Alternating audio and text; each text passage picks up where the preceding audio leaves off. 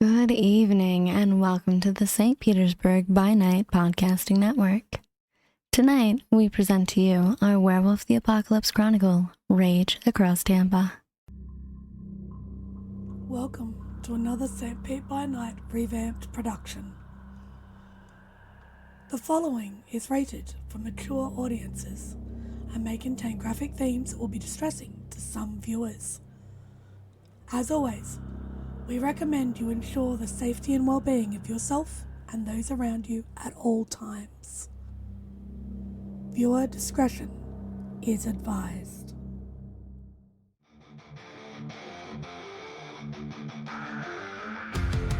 In the heart of night, we rise from shadows, howling at the moon, igniting our battles, cleansing dire of an endless fight, until our final days we will fight. Thanks, man, we stand united as one.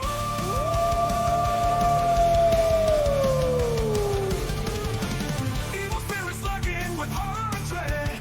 Little light leads us where the grave dare tread. Glory and honor, wisdom in our hand. Together we rise, take our final stand.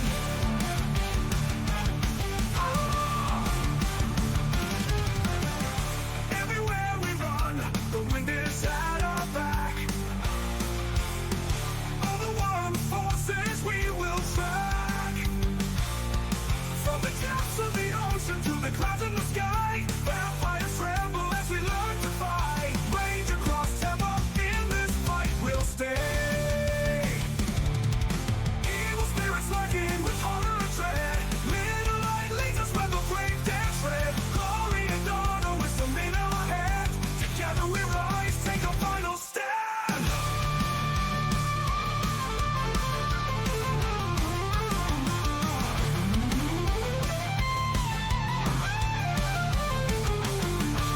Rage across Tampa, in this fight we'll stay. Everywhere with the pack, let the night be our guide. In battles of honor, we shall never hide. Rock will never hide.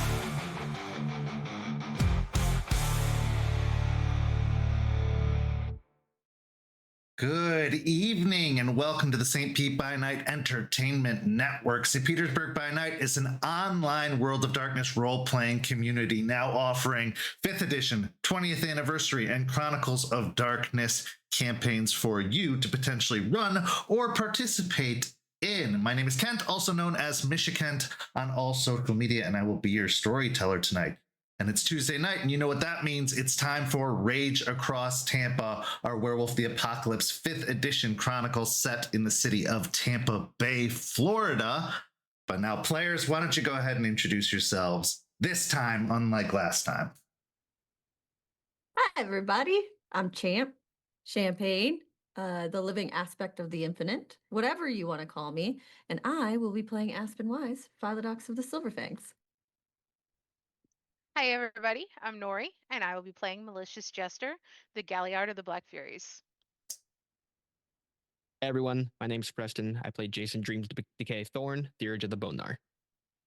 So let's get everybody caught up to where we are now. Last week, Jester took Jace on a hunt as Jace is trying to tap into his wolf side a little bit more to kind of get in touch with that part, as he's pretty comfortable with the spirits, pretty comfortable with the human, but the wolf still evades him in a lot of ways. So as they went on a hunt, they ended up taking a break after being unsuccessful for several hours to talk about Jace's conversation with Charles, the business dealing with Baitman, and then, unexpectedly, Jace received an ominous visitation from the guide, which has been a manifestation in his dreams that he hasn't encountered in some times. But this wasn't a dream. This was the real world, and somehow the guide still made an appearance, which left Jace questioning and wondering. But they ended up being able to complete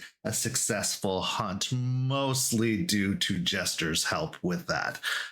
We then saw Aspen meet up with the new arrival in Tampa, Suni, and they had a fun exchanging of words as they got to know each other a little bit better. What Suni called their first date. And they got to learn a little bit more about each other. Aspen got to probe for some more details about the mysterious silent strider that is now in town, and they got to share a meal at the armature works. Then, on the second half, Jester called up the Virginia Sept, asking some questions where she learned a great deal of information about a place known as the Shrieking Cavern, which appears possibly to be the location of that abandoned and collapsed Croatan cairn, where the White Bat may very well be taking up residence to this very day and could possibly be the solutions for helping cure Xander. So this has led to Jester planning a trip up to Virginia to investigate further. Aspen then had a very serious heart-to-heart with Artie, where she confronted him about his growing addiction and the problems that it's causing, not just in his life and in his body, but in their relationship and the mission that they are trying to complete. This led to Artie finally breaking down and admitting he had a problem and that he was going to try and get clean.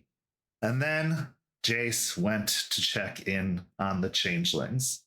Unfortunately, what he found was not what he hoped for. It was the worst case scenario, as after a kind of ominous warning from the Ratkin that they may not be as safe as they seem, it turns out that they were not, and he was too late to do anything about it, as the bunker was completely destroyed, several changeling being slain, including Ravi. But he did learn a little bit of information before Ravi's passing that not only were the changelings killed, but some of them were in fact captured and believed to be taken back to Piney Point, giving him even more incentive to try and chase after and resolve this issue, if nothing else, for the sake and for the vengeance of Ravi. But let's get into tonight's story with our first scene. Jace, you find yourself once more in the dreams of decay from which you gain your name. A desolate wasteland lays before you, almost like a desert, where all of the grass has melted away, leaving just dirt and sand. All of the trees have lost their leaves, leaving gnarled branches hanging overhead, almost like fingers ready to close around you. In the distance, you see the city that you have become accustomed to, that has become your home, Tampa, but it is almost apocalyptic in its nature. The buildings have crumbled, losing some of their stature and grace. The skyline has completely changed. And as you look at the waters of the bay itself surrounding it, those that aren't completely drained are green and muckish, almost inhabitable, with the floating bodies of dead fish and other sea life cluttering the landscape.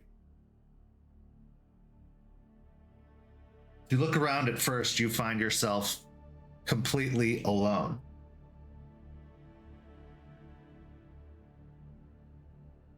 Gonna sit up, look around, and in the sand, run his fingers through it, picking up a handful of it, looking at the overall skyline, and trying to pinpoint where he might actually be with this vision of the skyline.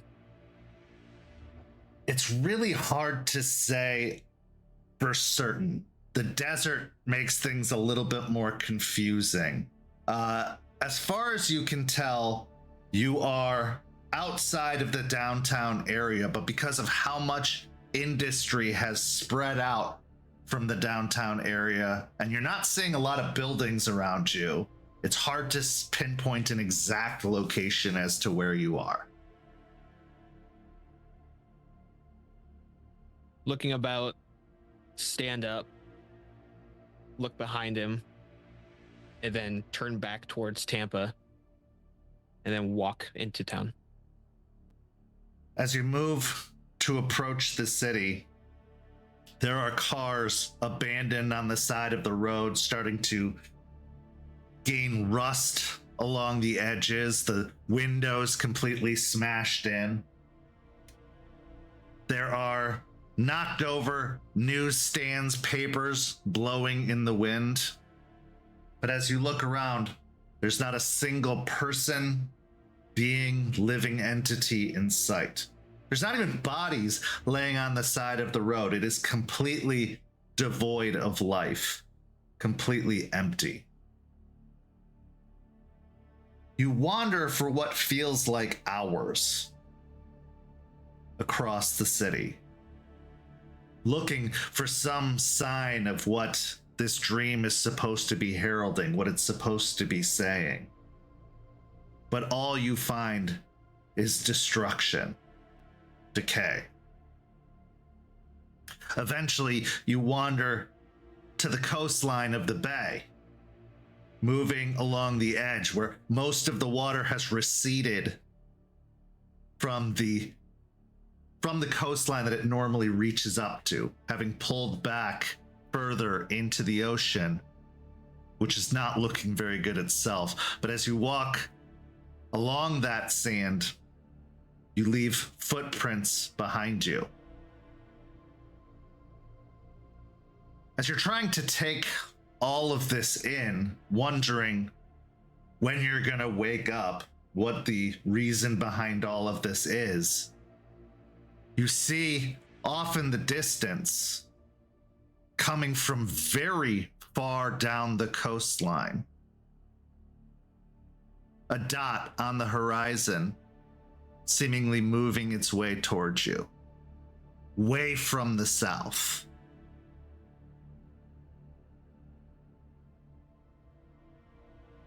As you move... Stop. Oh, go ahead. Yeah, go ahead. Stop for a moment, look out towards the bay, to kind of just take all of it in, and then look away from where he's at towards the dot, seeing it. You said it's coming towards him, like it looks like it's moving. He'll take a deep breath, look back around. Well, I don't see anyone else, and then move forward towards the dot. As you begin the walk across the sand, you find yourself even walking into where the water should be, but because of how far it has pulled back, it's created almost a direct line, a path for you to walk to meet this encroaching figure. And once you get closer to the point that they can actually take shape, that they're not just a small pinprick on the horizon, you see the shape of a wolf. Most of the side of its face decayed. In fact, its body showing rot, exposing ribs. One of its paws is even skeletal as it claws upon the sand, but the whole thing can hold itself together somehow. Now, being a spirit, that's not surprising. They can take a ton of shapes, but this defies even logic, even biology, whereas most spirits still take a form that's recognizable in some fashion. But as the guide continues across the sand, getting closer and closer, as you look beyond it, there are no footprints left in the sand. No trail left behind. Checking again behind you, you see that you are leaving footprints in the sand. But eventually, you reach a point where you're maybe 20, 30 feet away, and the guy just sits in the sand staring at you. The burning red lights that inhabit the sockets of its eyes, watching.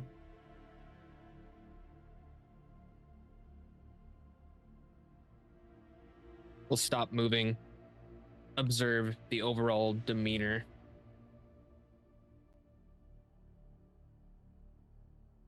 Is there a reason you're showing me this?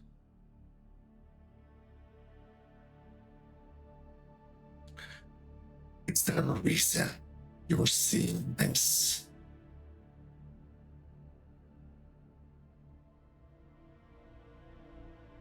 I see decay a lot, usually in places that I'm at or places I'm supposed to go.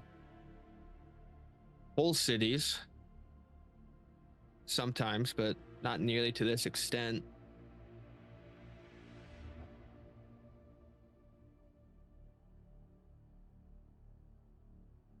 He'll take a few steps forward. Normally, when these happen, it's a form of a warning.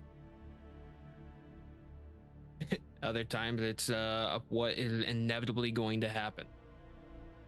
And then he'll stop where he's at, about 10 feet in front of him.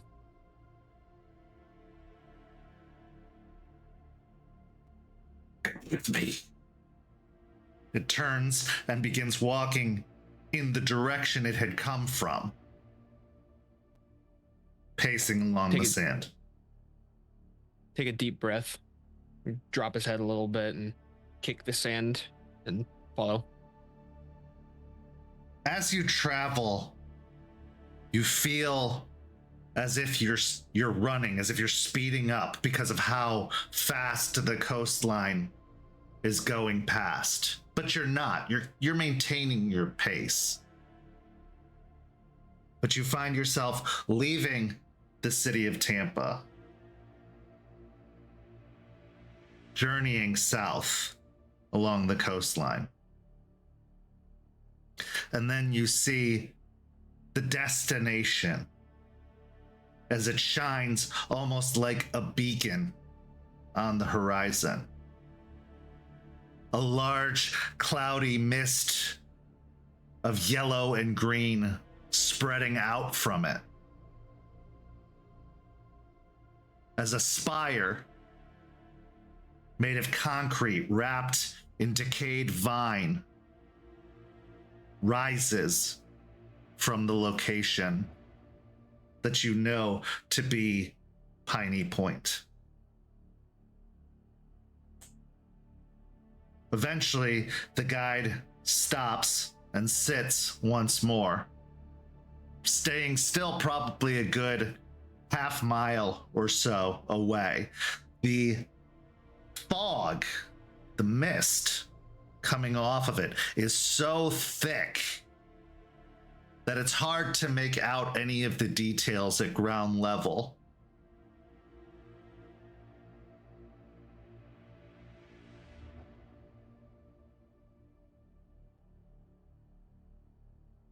We'll look out with him.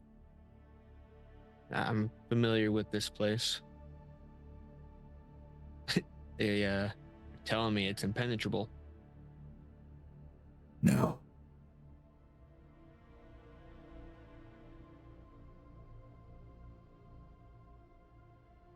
This is what you're seeing, not what I'm showing you.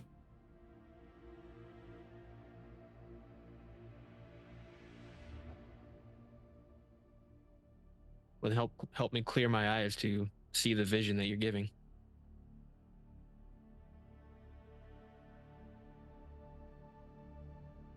He nods and then continues forward into the fog.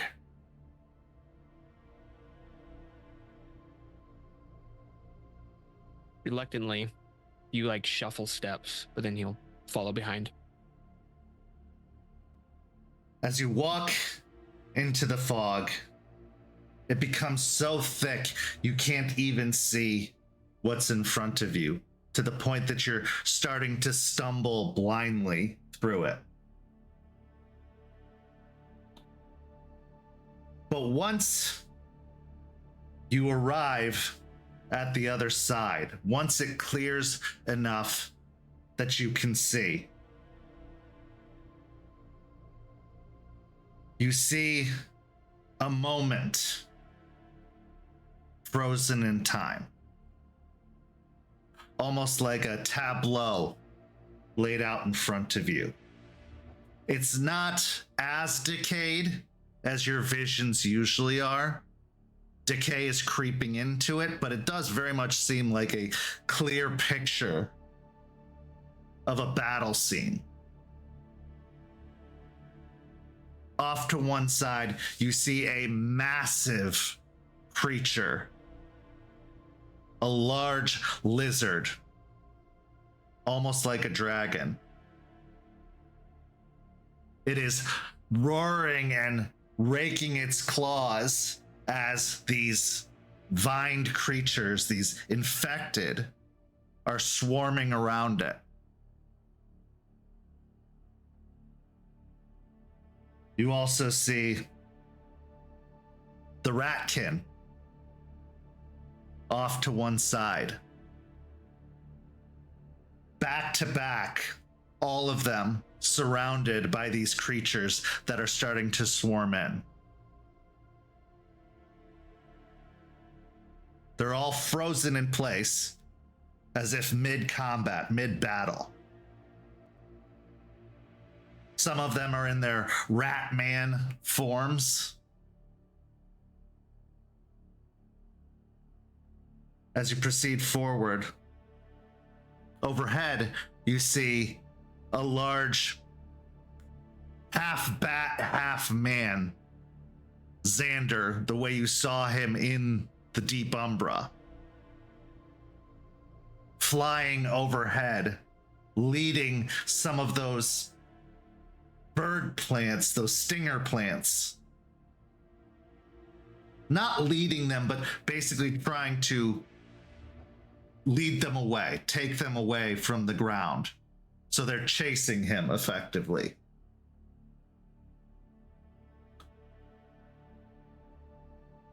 As you continue forward, walking through these frozen statues of your allies, your friends, the people you're finding yourself growing close to,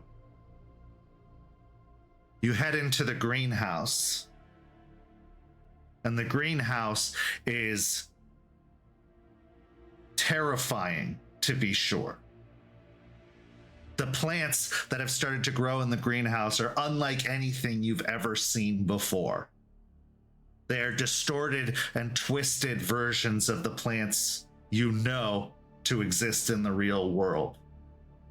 Some of them are large, with vines growing out, almost like claws reaching.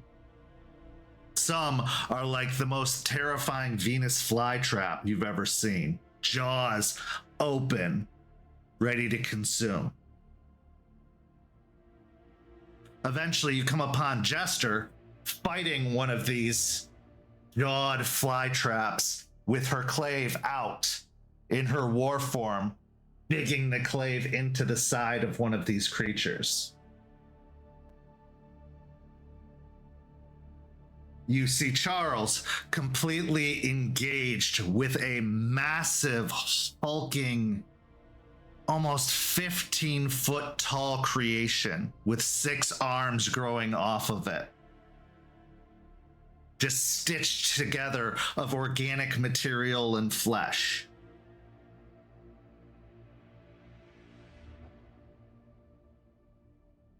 You see Aspen starting to get overwhelmed by these tiny creatures, almost like what you would define as brownies, like little fey-ish creatures. But they are, again, corrupted, distorted in some way, little growths coming off of their bodies.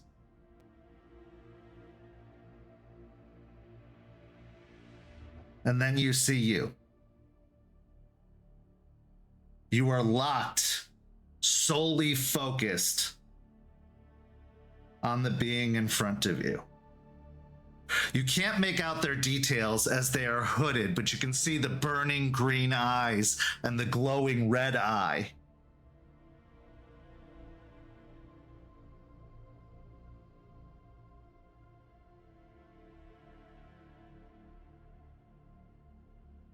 the guide moves so that he's sitting up, like to the side of this conflict where you and your opponent are engaged.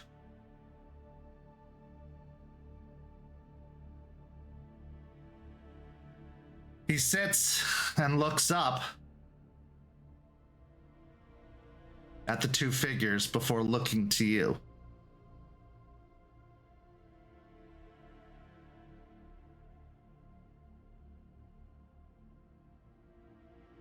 Look at the himself and the hooded figure for a while. Roll me a wits and insight.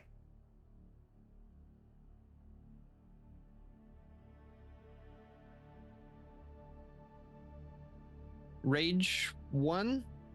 I'll say because of the mounting tension of you moving towards your target, you're at a rage 2.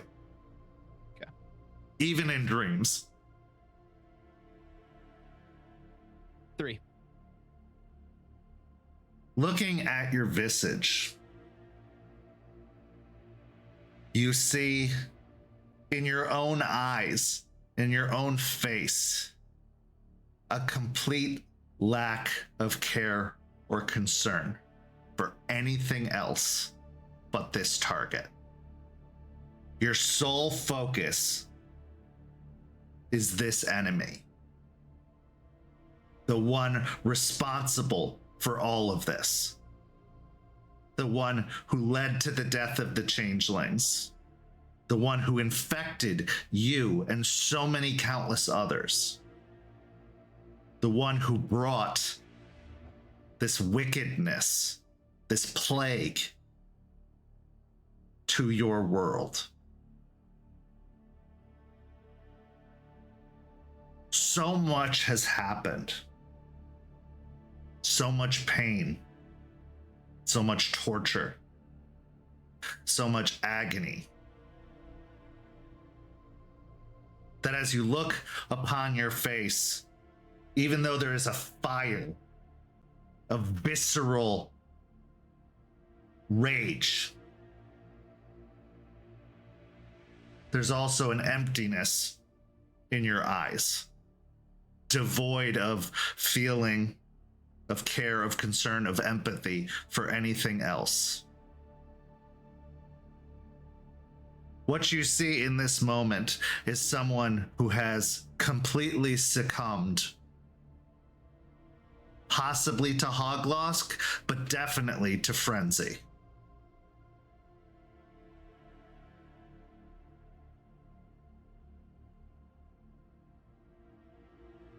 Will walk in front of himself and just analyze him. What pushed you to this? And he'll look back towards the hood fib. I'm assuming this is Ballard that he's The servant seeing. of Ballard, yes. Got it. He'll turn around to them, taking in almost a mental image of what they look like. Turn to As the guide. close as you get, you still can't see under the hood to make out any features of a face.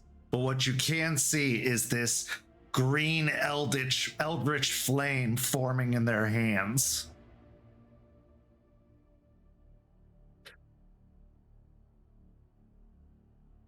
Look down at the guide.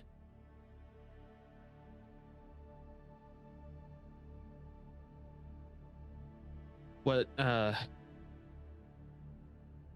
pushes me to this point?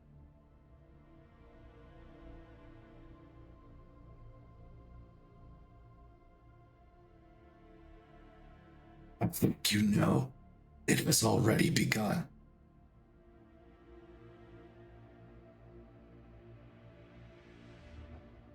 I came to you as a warning. A warning of the foreboding fate you were to encounter.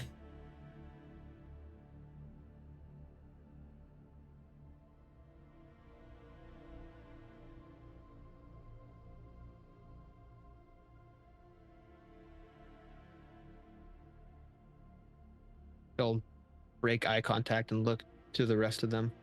Now, to everyone else there.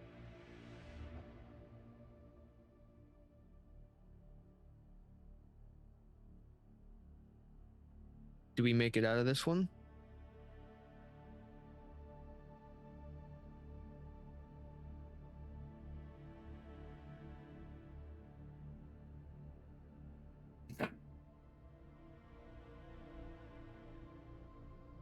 I figured.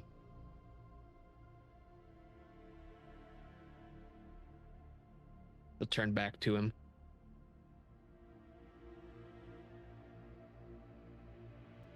And then he'll look to himself and the avatar. Give any advice for the upcoming, because this is going to happen. There's no way that it's not.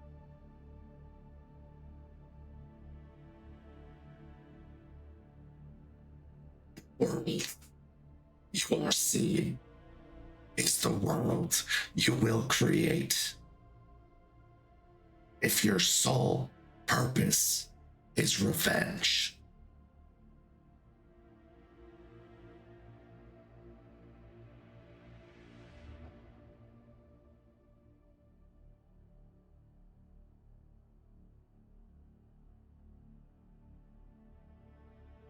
That's a hard one to shake.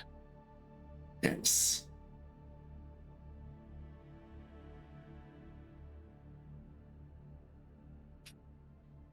It's because of her, and he'll point this and point towards the green flames and everything.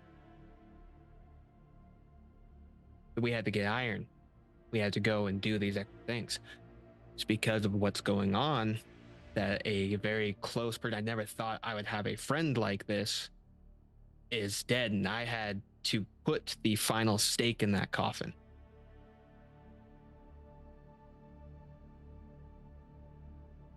I won't lie to you, hate has creeped in, and revenge is something I want.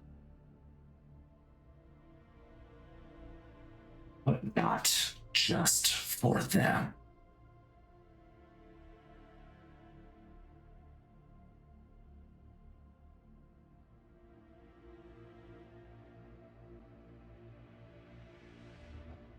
Let me show you something else. He stands from the scene and starts to move towards another back door of this room. The light streaming in from the back door is so bright that it's almost blinding. You have to shield your eyes to follow.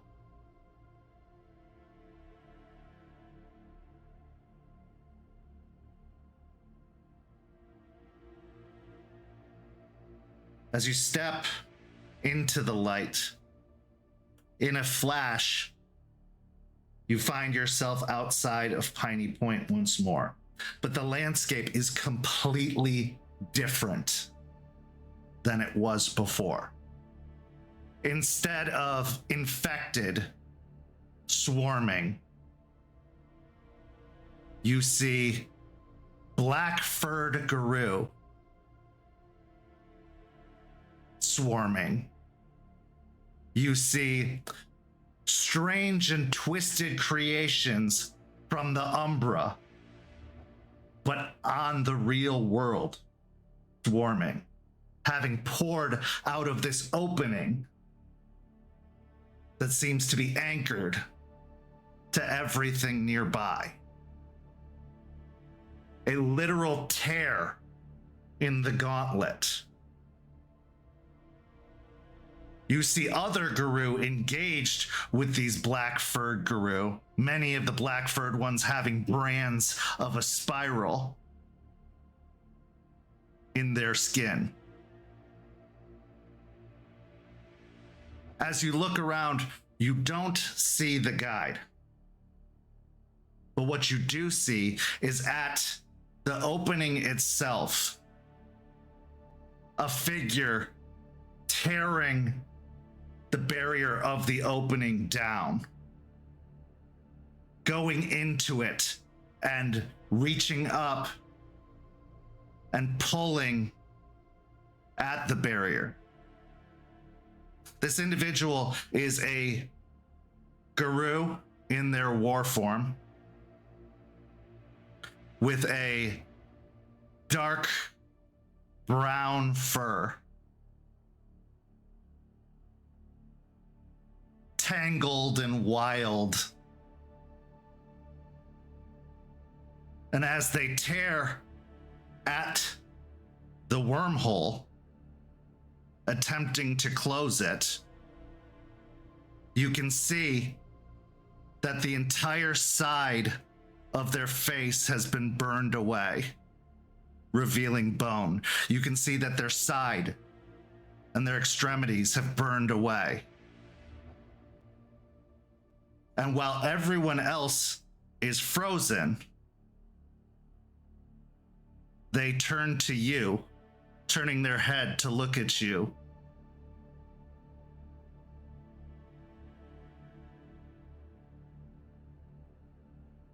Just hold a confused gaze with them. Their eyes, which look alive at the time, with brown irises, suddenly burn red. This was my fate.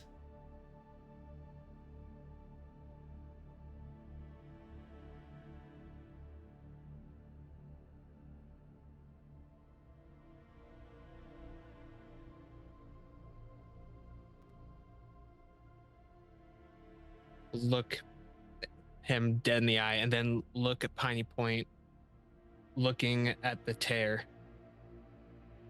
As you're looking at the buildings, there's no greenhouse. It's an industrial complex. There's these stacks, these big concrete stacks. There's a channel that seems to drain into the bay. There are bodies everywhere. Some of the Black Spiral dancers, some of other Guru, and some of these twisted creations that seem to have exited the Umbra.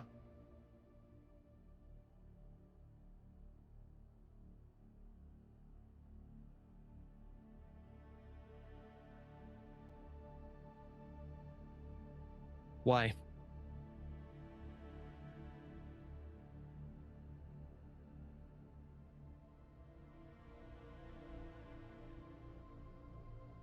Because it had to be done.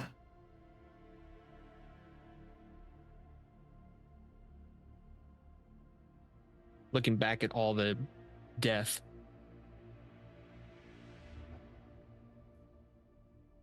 Was it worth it?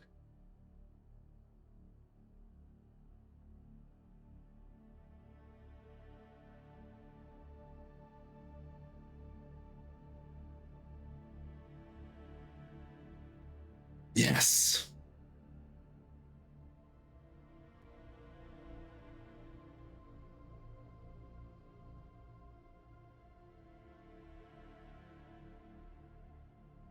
We lost everything to prevent losing more.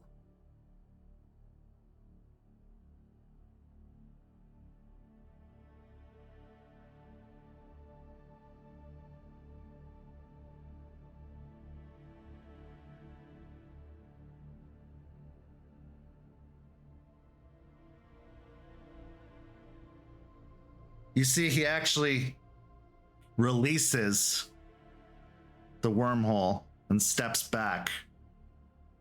And as he does, he shifts down from his war form into a Hamid form.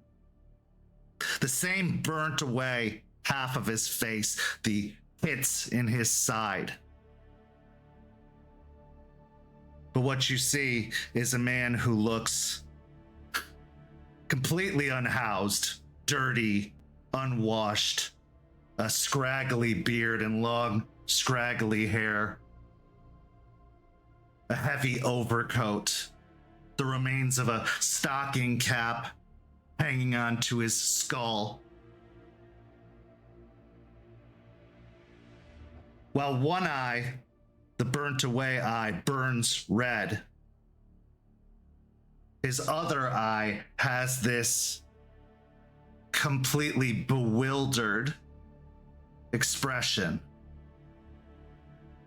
almost as if it's teetering on sanity.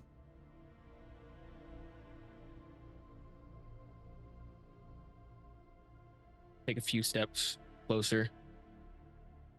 Look him up and down, everything that he is now revealing. Who are you?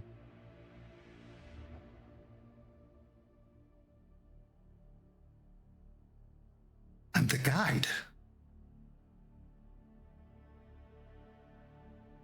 Yes, that is what I'm calling you. He'll look towards the hole and what happened.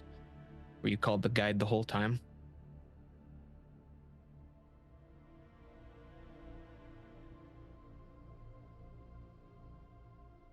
I could have been. But no, they didn't call me that. But I was Rat once.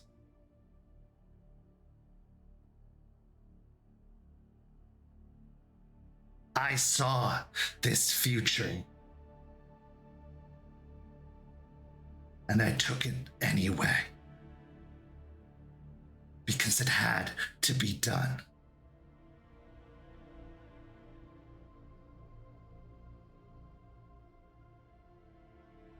What you see, what you saw, what you witnessed is where you're heading,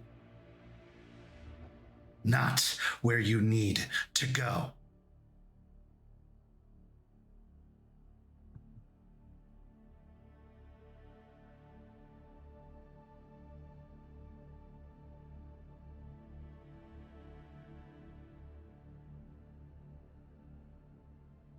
My predetermined path. It's gone askew. If you're telling me I need to redirect to somewhere else,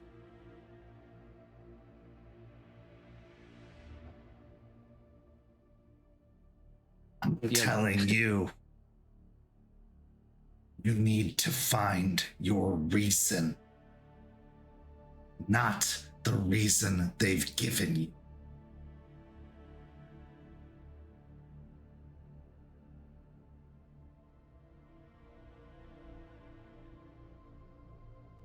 Not what they forced you to have.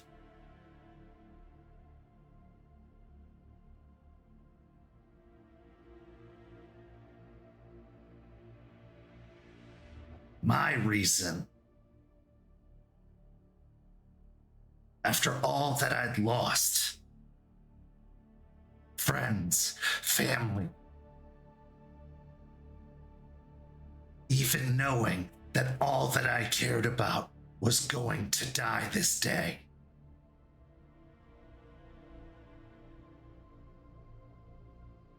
This was the only path. The only way it could end. And I chose it, knowing what I would lose.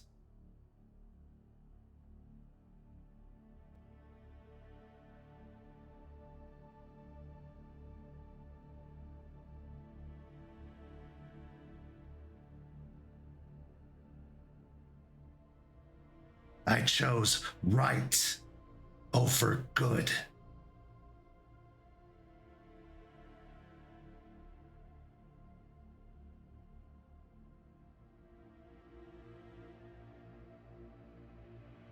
so I need to make the tough choices. I need to find my reason and make the choice. Yes. If your reason is hate, revenge, your ending is clear.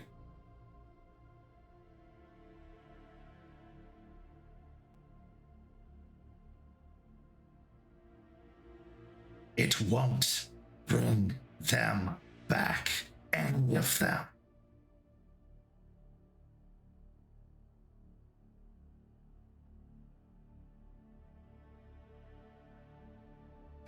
No, it won't. We'll prevent others from suffering the same fate.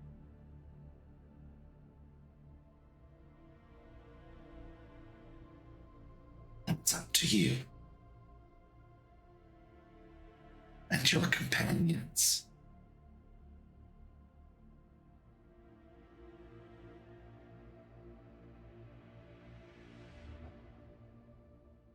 How that story ends.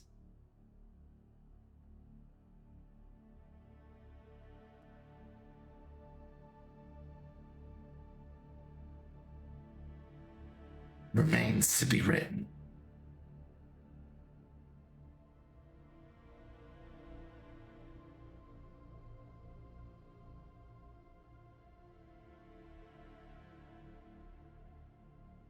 Guide, I will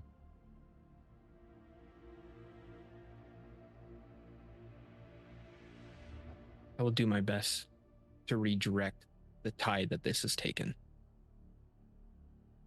But trying to flip a switch to make this happen is not how this works.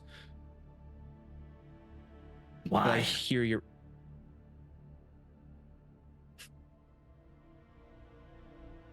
Because the hatred still sits there.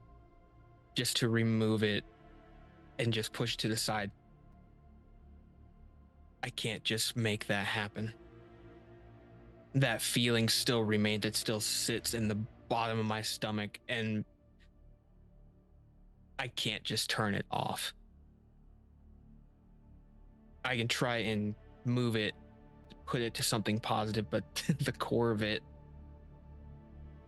it's going to take time to change that.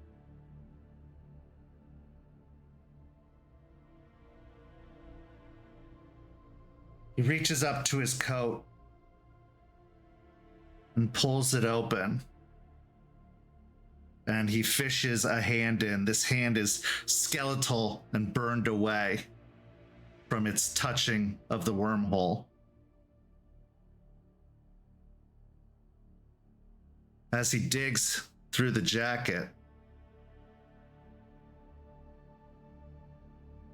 maybe what you need is this. And as he fishes something out, what's going through your mind as to what it could be?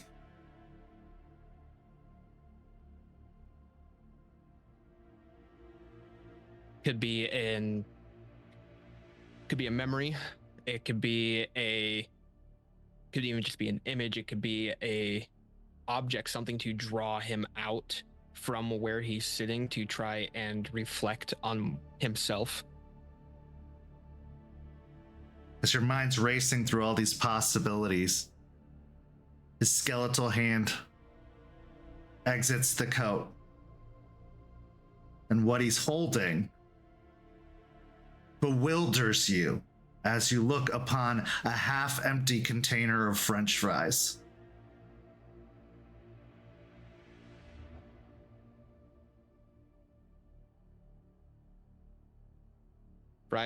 Fried potatoes are my key. No, this was my key.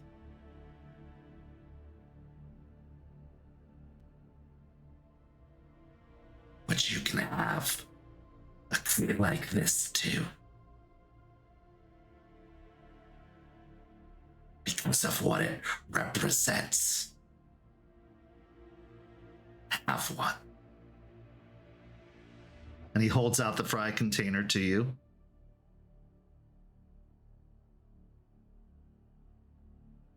Stand there for a moment, like kind of rubbing his hands. Okay, reach out and take out a French fry. As you take the French fry, biting into it, you're transported once more to a dark parking lot outside of a drive-thru of a fast food establishment. You're seated on the curb next to two figures. One of them, that homeless figure that appears to have been the guide, but fully formed, alive, not burned away. And while he doesn't look at you, he looks to a young woman who sits next to him. She's got tattoos on her arms, a tank top, shorts, and she is holding a drive-through bag open in his direction.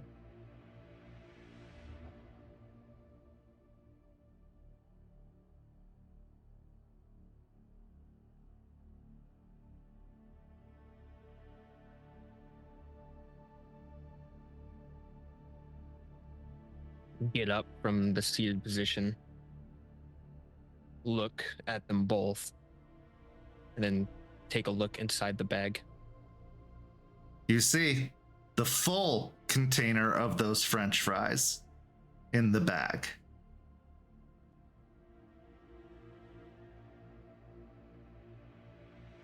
As well as a few other items, some burgers and... The look on the guide's face.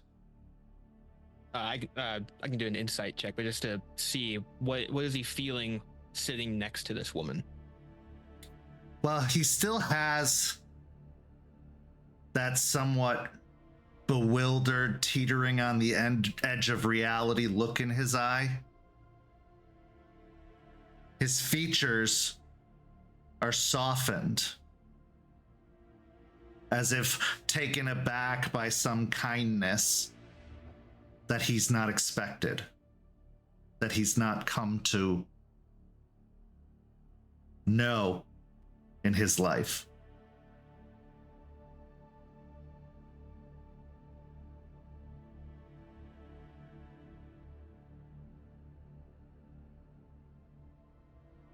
Look to the woman sitting there.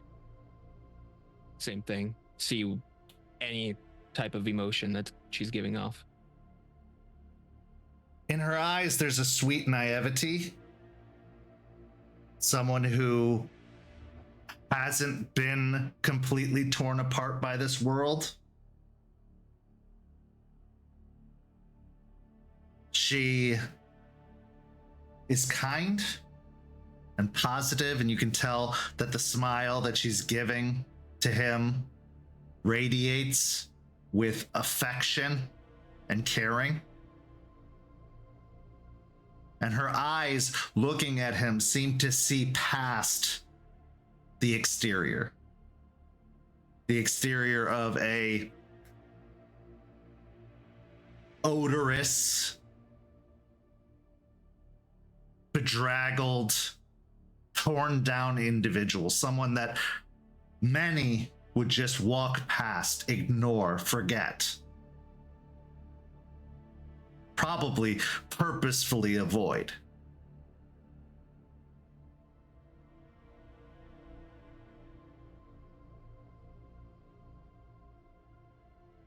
He'll get down to a level where you can see the guide almost eye level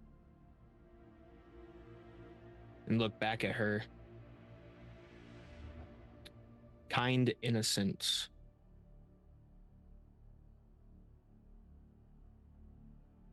Look back to him.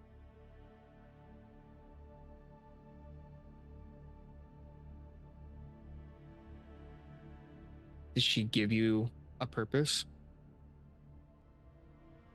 No.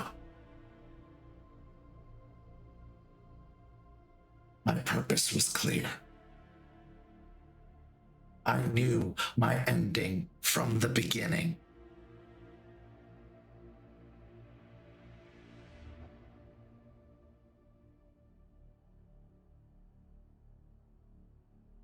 And while she also suffered a terrible fate,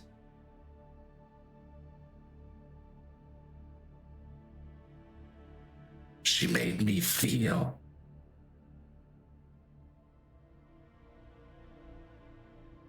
something greater than responsibility, greater than purpose, greater than the bond we create by being what we are.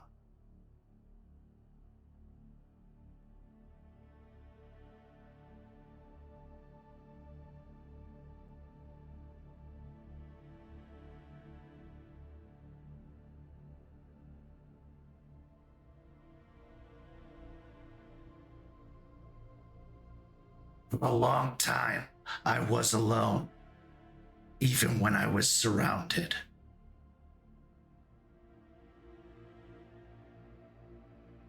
I spoke a language no one could understand.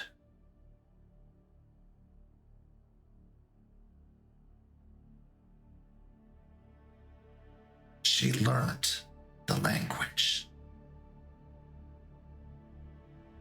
She tried. She cared.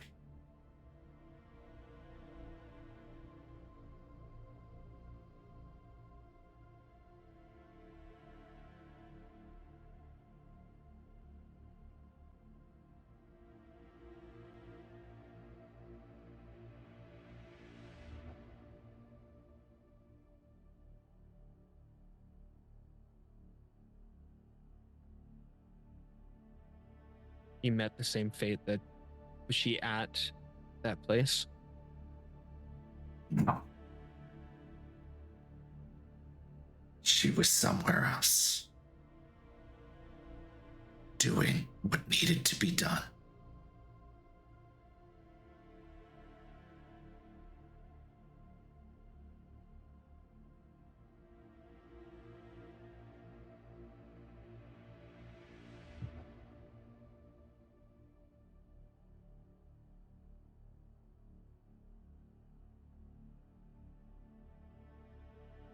He'll reach into his pocket. Does he feel any of his little bits, his knickknacks that he normally will have on him? Sure. Reaches down and he looks down at the marble.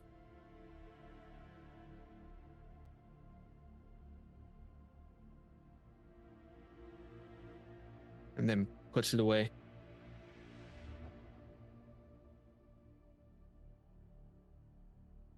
I fought many wars. But this was the only one that mattered.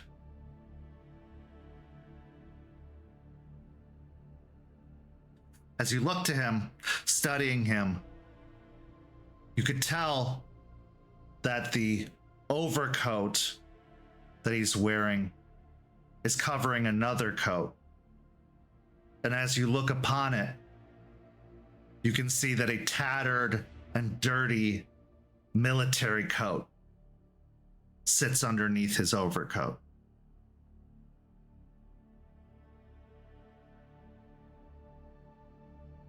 Not asking, reach forward and pull the other coat out of the way. See U.S. Army stitched upon the breast.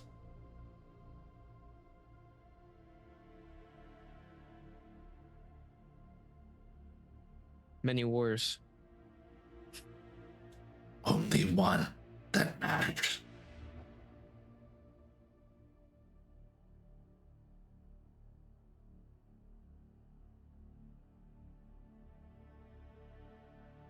Guide, this one coming up matters a lot.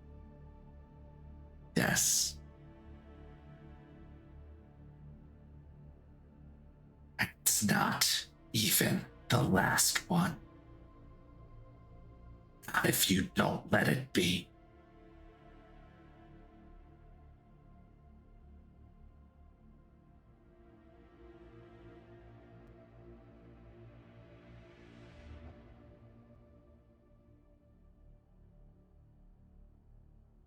We'll look him directly in his eyes.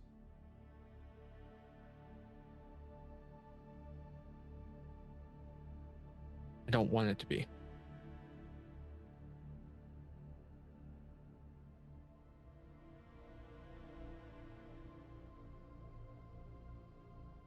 Want is different from fact. Turn that want into truth and fact.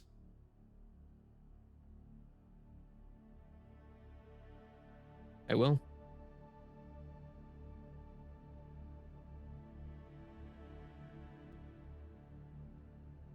He then looks back to the woman and the bag, staring at her for a moment. And while she's frozen in place, he reaches a hand in, pulls out the fry container, pulls a fry out and sticks it into his mouth.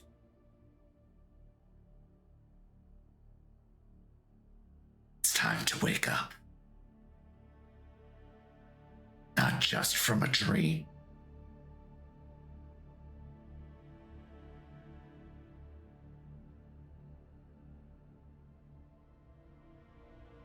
He'll also reach in to where the fries are at and he'll take one out.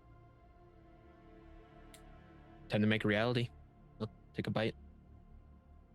As you do, you find yourself sitting up in bed. The guide is gone. The vision's still swimming in your head, but fading, as dreams often do.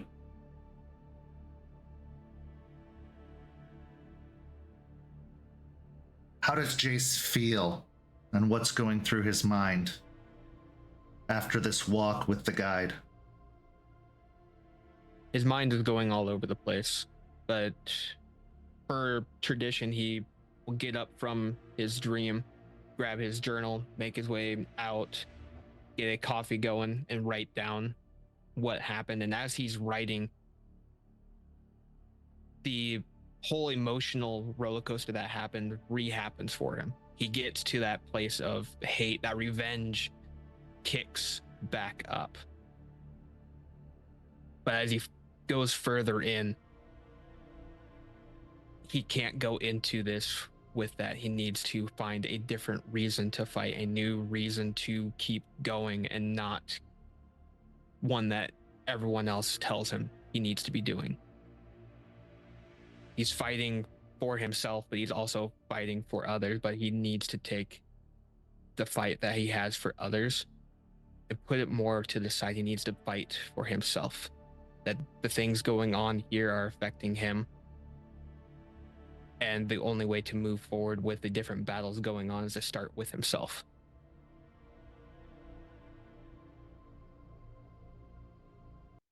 And with that, we transition to our next scene. Jester,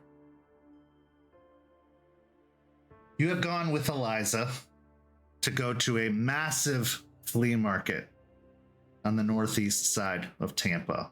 Now, this flea market is so big, it contains several large metal warehouses all connected together in a center point before branching off in different directions. This flea market houses a variety of products, from knickknacks to clothing to nerdy accoutrement, hobbies, passions. But Eliza told you that this is where you would find the solution you're looking for. After the spear couldn't be crafted in the cairn, looking at what has been crafted so far, which you've taken with you, you know that there's still some work to be done if it's going to be ready for the fight, the hunt that lies ahead. So with Eliza in tow, the two of you riding in Regina, you arrive outside of the flea market, and you look down at the business card that has the name Silver Wing Ironworks and the name Caleb Bright written upon it. I look at. Is there a reason silver just gets used a lot in titles? Some people think silver's pretty, and while it is, it's not for us. That's Just like fair. gold isn't for others. Yeah. Like she who shines, right? That's right. Yeah, Charles has drilled that into me very well. Well, I'm sure he wants you to be prepared when the big bad dinosaur comes after you. He likes her. I'm sure he would. But that doesn't stop him from wanting to fight her. Arun's. Arun's. Any pointers? Tilt my head towards the card and mark it. Be genuine. Be honest. As honest as you can be. Be direct. Because in a way, and she gets this kind of momentary far off look in her eye, I think he'll know if you aren't.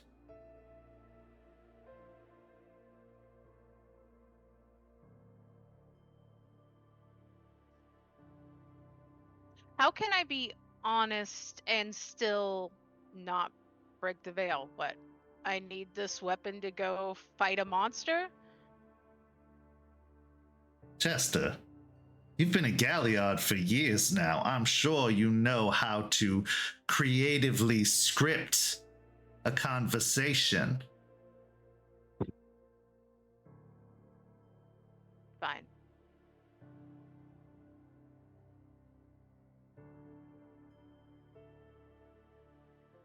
I think if your intentions are pure, if your determination is obvious, if your desire is to do good, not for some other devious means, that is enough.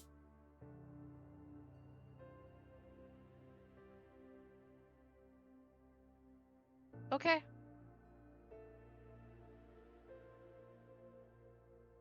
The two of you climb out of the Jeep. You move to the back to gather the iron as well as the partially hammered spear. You have the broken mold that the spear went into.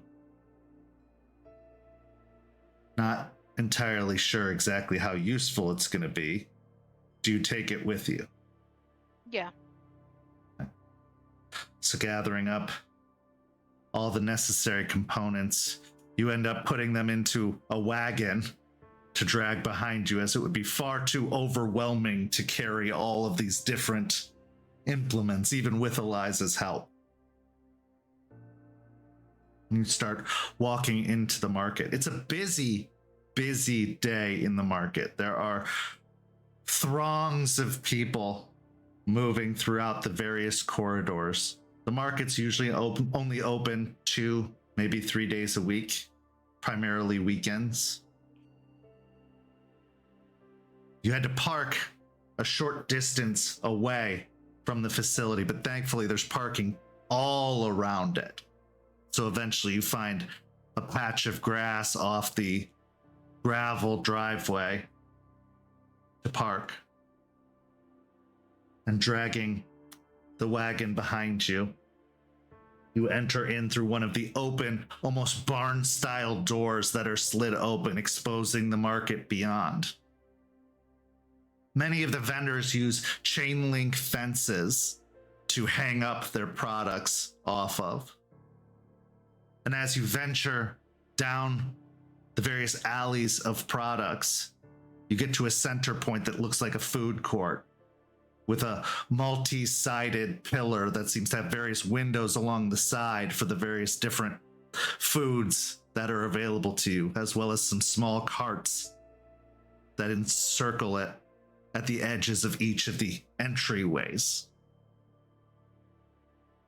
Eliza looks around the various alleys, but as she's looking, she looks like she's looking past them, beyond them, studying what you know to be her very penumbral gaze when she's trying to be aware, especially in a situation with this many people crowded together. The possibility for Banes grows due to impatience, due to frustration, due to just being hot with all the body heat radiating in this building. But as she gazes around, she smiles partially and then points down one of the alleys. This way. I'll make sure all the stuff in the wagon is situated and follow her. Dragging the wagon behind you, you walk partway down one of these long rows of warehouses, and you stop in front of a table. Now it's fairly plain and simple. It's got a tablecloth over it, and you take in the name Silver Wing Ironworks printed upon the tablecloth. And behind the table is just one man,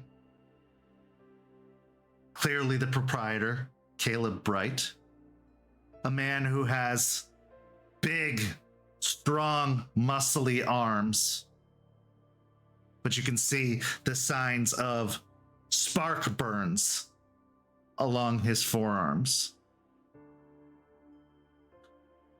At the edge of his shirt, which is beginning to pull up, you can see a tattoo on his arm that appears to be outstretched wings, feathery wings.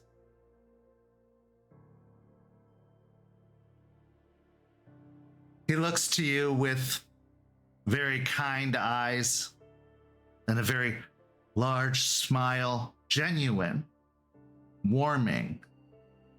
He's got the makings of a blonde beard around his jaw and blonde hair atop his head, which has been pulled back into a ponytail. Can I help you? Yes, hello. My mom here was with a friend of ours a few months back. Oh, I got your remember card. you. Yes. Yes, she bought an iron knife that you'd made very uniquely, or a unique thing. We were look at the wagon. I had someone who tried, but we're trying to get this spear made. A spear? All right. Yeah. Same technique as the knife, honestly. I'll push the wagon forward and start, move the spear onto the table and start, in its space and, try to put some pieces of the mold.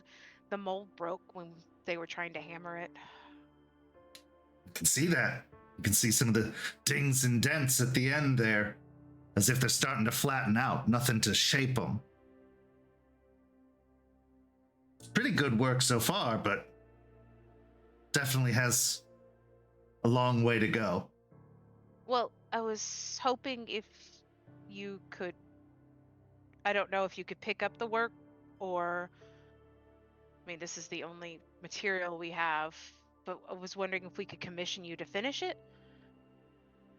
You want me to finish the spear? Yes.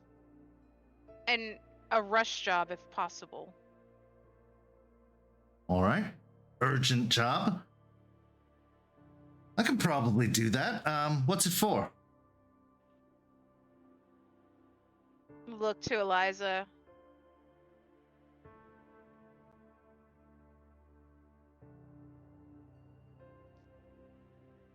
Then look back at him. We're trying to help a lot of people with this. He nods his head, but you can see in his eyes that he's trying to put the pieces together, but eventually just gives up on trying to sort out that particular phrase. I see. Well, I can work with this. I see that you brought a little extra there. That would be very helpful in this instance, as some of this is going to need replacing. But I could probably do it in 2 days. Oh, excellent. Relief will just wash over my face.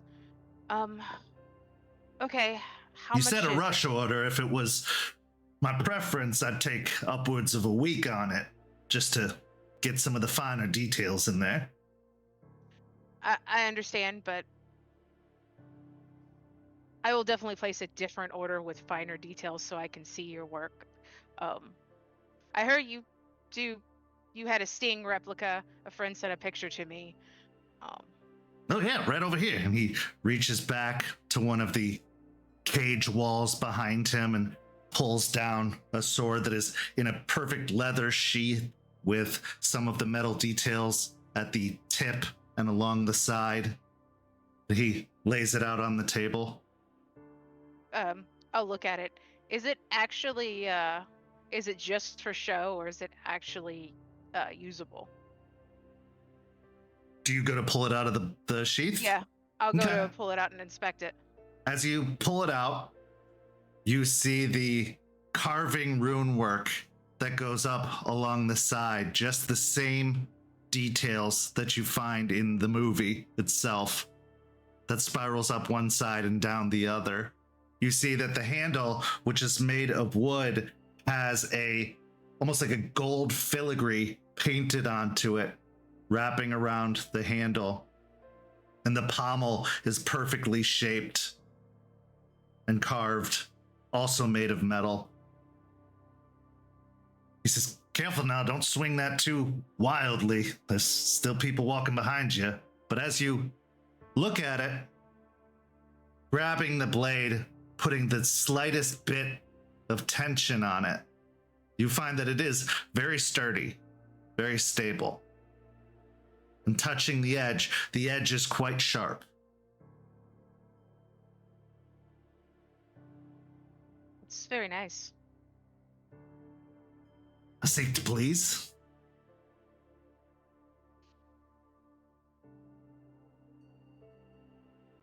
Have you made Narsil? I sold my last Narsil, but I'm looking to make another one, yes. I'd be interested if you could commission, or if I could commission you for a Narsil after this is done. I'll point to the spear, of course. This is immediate. The Narsil, not so as immediate. He goes over and grabs a notepad and starts writing a few notes down, and then he looks to you. Before it was broken, after being broken, or after being reforged? After being reforged. Got it. Well, it wasn't called Narsil after that. And he writes down. Yeah, fair. I'd But- be corrected on that with them too. I could probably put something together. For something of that level of detail, though, it will take a few weeks. That's okay. Very good. Since it is a unique order and a particular pick, I would say that would be $350 for the replica. And for the spear, you seem like a kind enough sort. Give me a charisma and persuasion check, as you've asked for a rush job.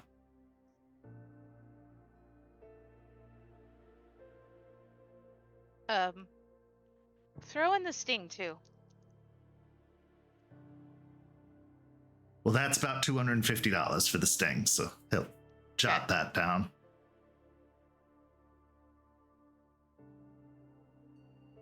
Am I at rage 1? Yeah. Okay.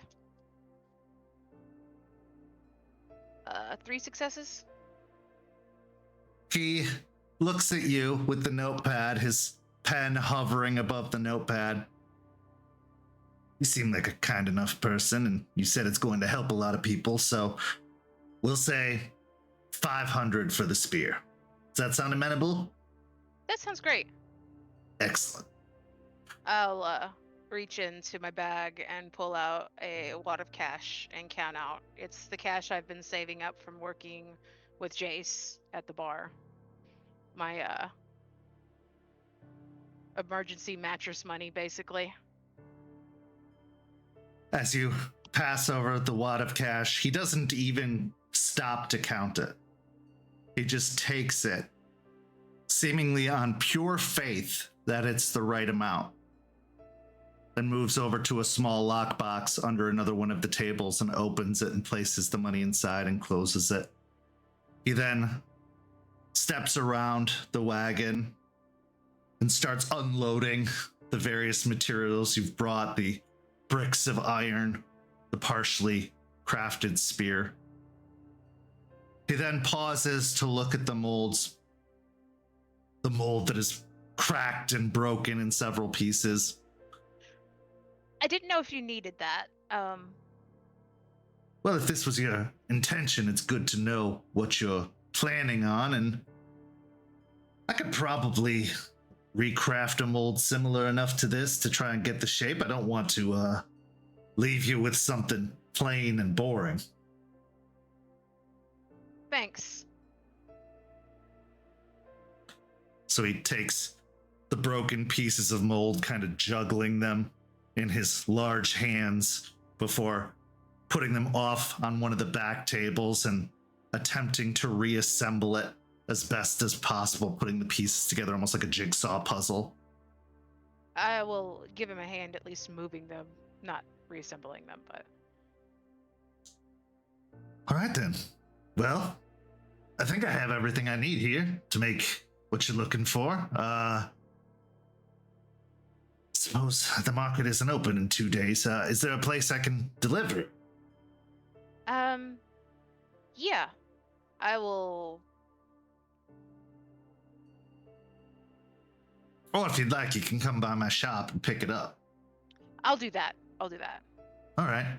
He grabs one of the business cards off the table and turns it over and starts writing an address on it. Great. I will also take out a paper and write my mask name, Allison, with my phone number. He exchanges the business card for the piece of paper you've provided, looking at it for a moment. Allison, that's a lovely name. He folds up the paper. Some people call me that. Yeah. And then shoves it into the apron that he's wearing. Well, very good, Allison. I can see this all completed for you, and I'll be in touch in 2 days when it's ready, and you can come by and pick it up, and then I'll have that blade ready for you a few weeks after. Awesome. Thanks so much. My pleasure. Is there anything else I can do for you? Oh, he takes the sting off the table and moves over and starts wrapping it in this brown construction paper. And as he wraps it with such care that it comes out as a beautiful parcel, almost the shape of a kite, with perfectly folded edges held together. And then he reaches under to grab some ribbon that has a silvery sheen to it, but it's clearly not made of silver itself. It is just seemingly silver. It's got these winged patterns embossed onto the ribbon itself, and he ties it very nicely together, leaving a large bow atop it, and takes one of the business cards and slides it underneath the bow before turning and presenting it to you with both hands. I'll watch him almost like fascinated for a moment, and then smile. You're good at rapping as you are making swords. The artistry doesn't stop with the blade. The presentation is all part of it. Do you have Yelp reviews? I'm definitely leaving a review. I don't even know what that is, to be completely honest. It's a place online where people talk about different businesses. Oh, I don't think too much of an online presence. I prefer a face-to-face meeting when I'm going to be creating something for someone. I do enough to get by, and that's all I need. I admire that. Well, he lays the parcel upon the table. It's been a pleasure doing business with you, Allison. You too, Caleb. As you scoop up the parcel, he gives a smile and a nod to Eliza, who has just been watching this entire exchange with her own small smile the entire time. And as you take up the parcel, you set it into the wagon and start to pull the wagon along behind you, moving away from the stand. Eliza leans in and gives you a small nudge with her elbow. See, I told you you could do it. You have a way with words, Jester, and you don't use it nearly enough. Maybe. I don't know, it's just sometimes hard to walk that line. We make it harder than it needs to be. You don't need to be going and talking about wolves or any of that mess to get your point across. Because in the end, we're all connected. We're all related. We can empathize with struggle and loss and pain just as we can with victory and joy and happiness. Just because you're not throwing in the terms that we've dubbed unfit for common parlance or everyone's ears doesn't mean you can't express the sentiment. You're fighting for something you believe in, something that benefits others, something that... And you see, she pauses for a moment, and her eyes kind of get this vacant and wild look for a moment. Must be done. Then she blinks and then looks to you. And anyone can understand that.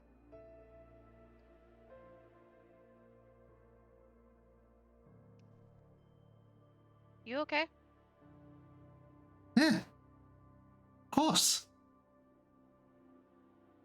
Seemed like you had a moment there.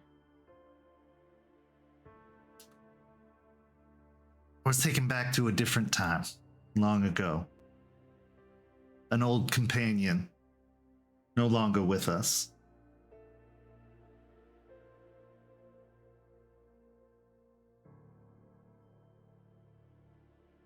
I'll take her hand and squeeze it, and then wrap an arm around her. I get what you're saying, and I will try more. You have a gift that deserves to be shared with the world. Not just that divine voice of yours that you use at karaoke. That's for me. You can share a message. You can share a purpose and a meaning. And I think there's no one better to write the next chapter of the story we're telling than you. And rather than leaving it to oral tradition, making it so exclusive that only certain ears are fit to hear it, perhaps you find a way to craft a similar story for all to know, for all to hear. Because the only way to win, truly win, isn't just our struggle. It's everyone's struggle. And far too long have we gone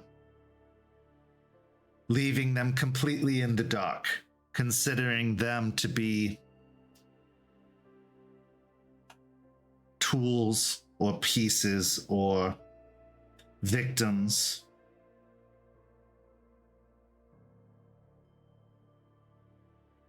Something to be afraid of, but also to resent or regret or shelter. The truth of it is, at the end of the day, it's an unwinnable fight without them, because they contribute to the thing we're fighting unknowingly.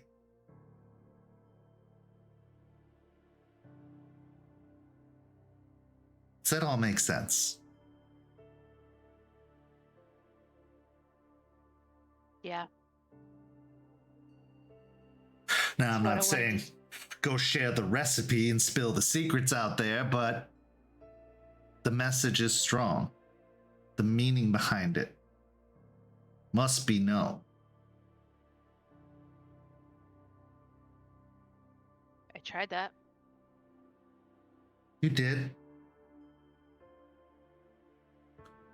But it wasn't a story you were telling. You were preaching truths that not everyone is ready to hear. There are other ways to reach hearts and minds, to touch upon something within. It doesn't have to be something large and unimaginable. It could be something so small, relatable. And people love a good story. And often, whether they know it or not, they take something away from that story.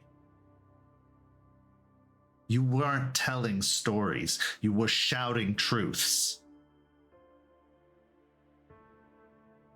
And a lot of people don't like being shouted at, even if it's not intended to harass. But everyone loves a good bedtime story or a lullaby.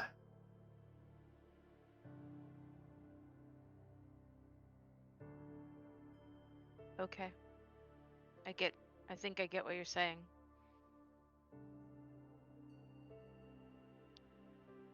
The world is changing.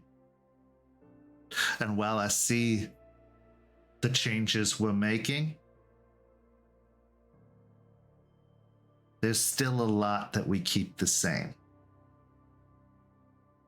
A lot that we stick to tradition about, whether we mean to or not.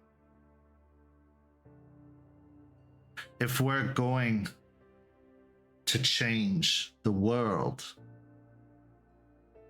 we have to change the way we approach the world, the way we think of the world. Not just the way we think about how we do things, or the way we think about each other, but the way we think and do everything.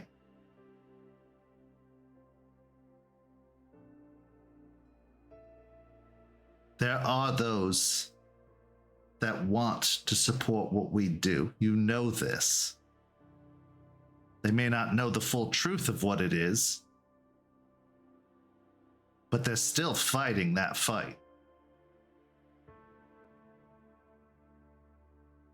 Why then should we keep them at such an arm's reach? If we're on the same side.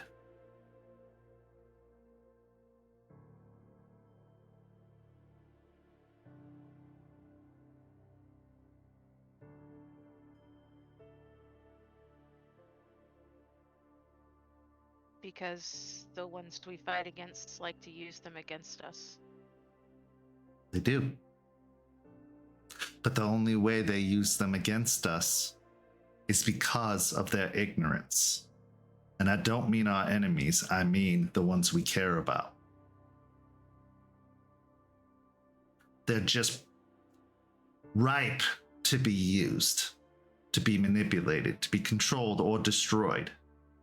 Because they have no notion, not even an inkling, of the danger that they're in.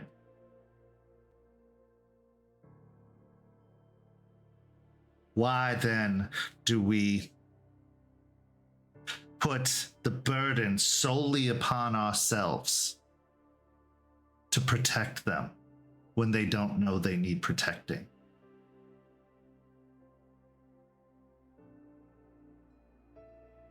And again, I'm not talking about revealing everything. People are afraid of what they don't understand or know. But maybe there's a way to make them understand. Or at least to be somehow aware.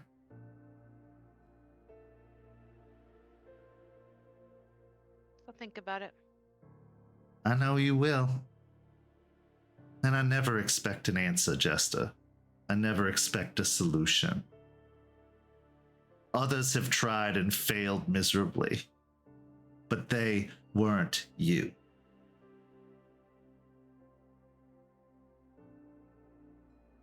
They weren't now. They weren't this group.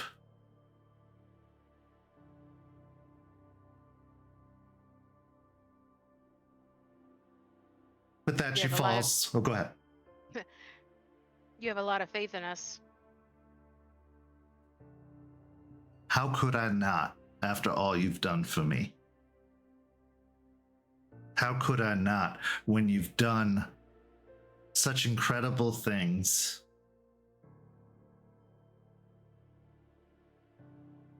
You need to have some more faith in yourselves.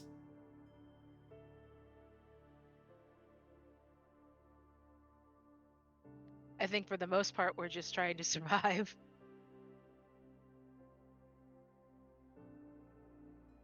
But what for?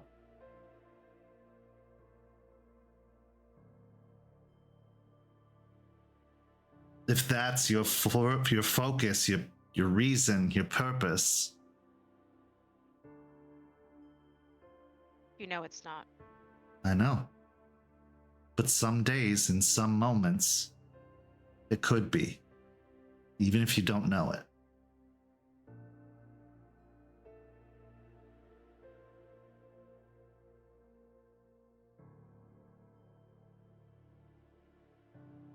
But enough of all that mess. Let me get you an elephant ear. They're delicious here. Sounds good. Also, let's look around some stalls. I see potential Christmas presents. 'Tis the time of year. She walks alongside you, and as the two of you drift through the market, what's going through your mind after this interaction with Caleb, this conversation with Eliza?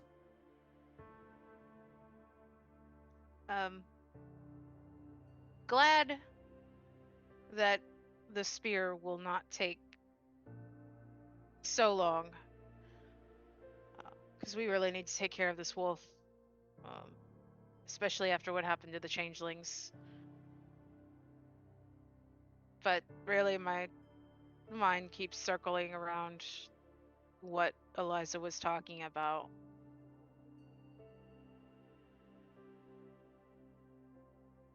And how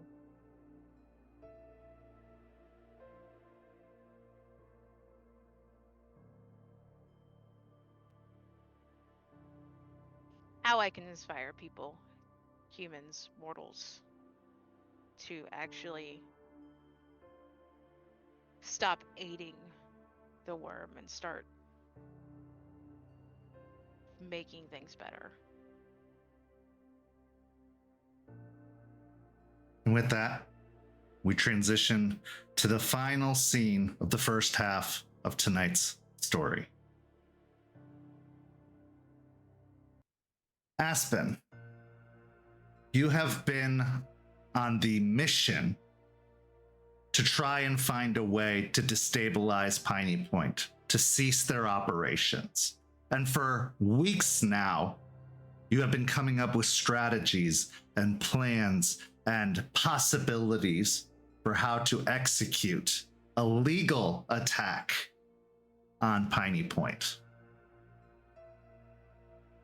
What is your strategy as you go through the courthouse, walking to the judge's chambers where you have scheduled a meeting to try and pursue a certain goal?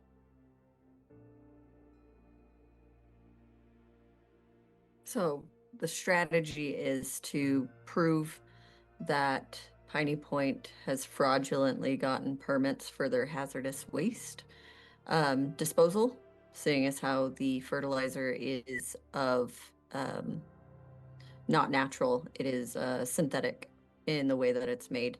They would need proper waste management, but seeing as how there's not great things going there, how else would they have gotten a permit through legal means? Okay. As you arrive outside of the judge's chambers, you hear some chatter behind the door, as well as a little bit of laughter as the judge's aide walks up to the door and knocks and opens the door to let you in. Behind the desk, you see a man probably in his 60s with white hair upon his head. He's got glasses on his face and long black robes, as if he's probably just come from court. He's sitting there looking to a figure across the desk from him, who is seated in one of the other chairs on the other side of the desk.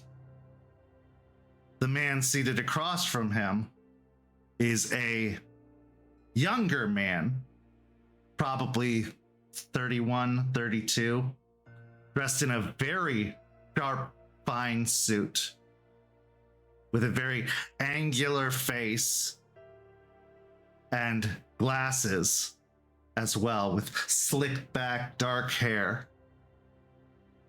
Now, in your research and studies into Ballard, Anderson, and Baitman, you looked at a roster of their attorneys to try and figure out what a legal battle would look like, knowing that Ballard, Anderson, and Baitman represents Piney Point's interests, as you were given the warning by Edward Baitman himself, who said he would do his best and not interfere with anything you did to try and assist in this endeavor without it being too obvious. The man seated in the chair is named Jeffrey Klein.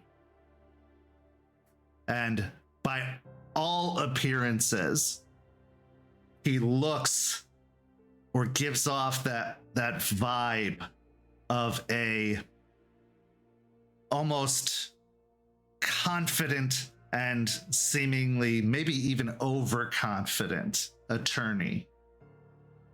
He has a smile on his face and is toasting with the judge before turning to look at you. And while the smile remains, the eyes change to be very pointed and direct.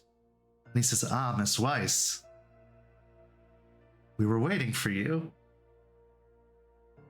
And the judge looks to you, Miss Weiss, good afternoon. You see his name is... Good afternoon, Your Honor. the Honorable James Marley.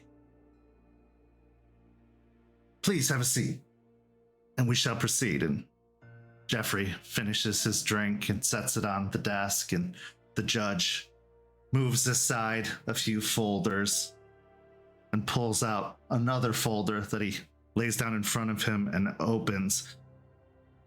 So, my understanding is the attorneys of Pelfrey and Weiss are looking into some matters at the Piney Point plant. That is correct. And these matters are about the licenses and permits, if I'm to understand correctly, for the Piney Point facility? Yes, specifically permits involving hazardous waste disposal. You hear very faint, but because of your very attuned senses, an almost scoff coming from Jeffrey. But it's so low and quiet that the judge doesn't even react. Very well. Then let's proceed, the judge says, and he starts spreading out some of the paperwork. According to our records, they have all of the necessary permits and inspections that are required. So why the inquiry, Miss Weiss? That's a wonderful question. And she'll pull out a small briefcase that she's had, and she'll pull out some folders. While looking into this deeper, we've looked into the ones providing the permits for Piney Point and their company. And it's interesting, the person facilitating these inspections, and she'll slide some papers over and look over at Klein, look back to the judge. Klein lets out a sigh and then looks towards the judge. Your Honor, this is obviously some kind of attempt to interrupt business. The permits were registered, the inspections done. What else could you possibly need? If the officials have signed off on it, no matter what Miss Weiss or whoever she represents feels on the matter, law has been followed and abided by. And I assure you that the inspector was perfectly capable of performing their duties. The judge looks over the paperwork and then takes the paperwork you have provided, and in that paperwork you've highlighted the past several inspections that they have done, which vary from health inspections to safety inspections to the handling of toxic waste. The judge furrows his brow a little bit as he looks over the documentation and compares it to the previous documents. Well, I will say this does seem like quite the discrepancy, Mr. Klein. An inspector capable of covering so much ground, so many different industries, is, well, attention grabbing, to say the very least. Klein, not even bothered, sits back in his chair and crosses his legs. They're multi-talented, what can I say? The judge stares at Klein for a moment. Multi-talented indeed. But you need to get certain certifications to be able to cover this much ground. Do they have the certifications, Mr. Klein? Roll me a wits and insight as you look over towards your opposition.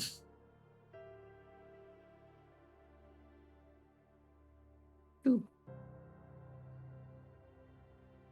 His overall posture doesn't change, but you see a flash in his eyes as if he's calculating, taking that comment and preparing to respond. Well, I'm sure they do, Your Honor. How else would they be performing these inspections? Besides, we know the budget of the city of Tampa can be strained at times. Perhaps they were filling in, perhaps they were necessary. That's not for me to say. That would be up to the city, wouldn't it? I would be more than happy to inquire into these qualifications that he's gotten. It seems, as she kind of points at the papers, many qualifications that this man seems to have. And to his comment earlier, I am looking to put a halt on this company. That is exactly what I'm trying to do, because I think if permits are not done properly, it's hazardous to the environment of Tampa, and it needs to be halted. I will say, the judge says, this does bring up some cautionary flags in my mind.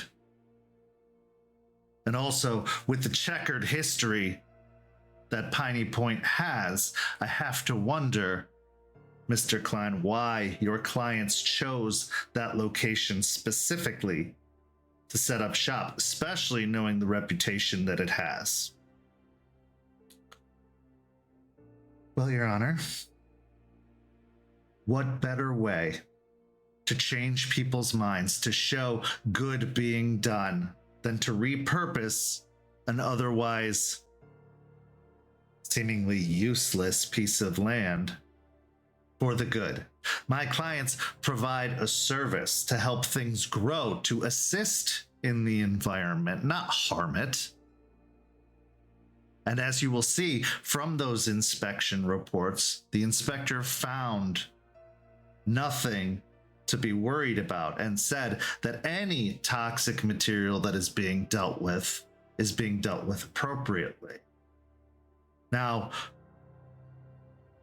regardless of the other past issues that they've had,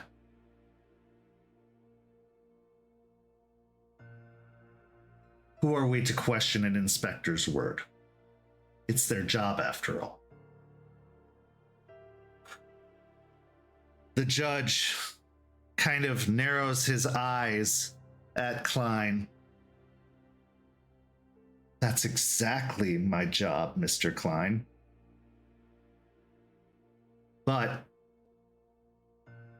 I think further investigation is necessary.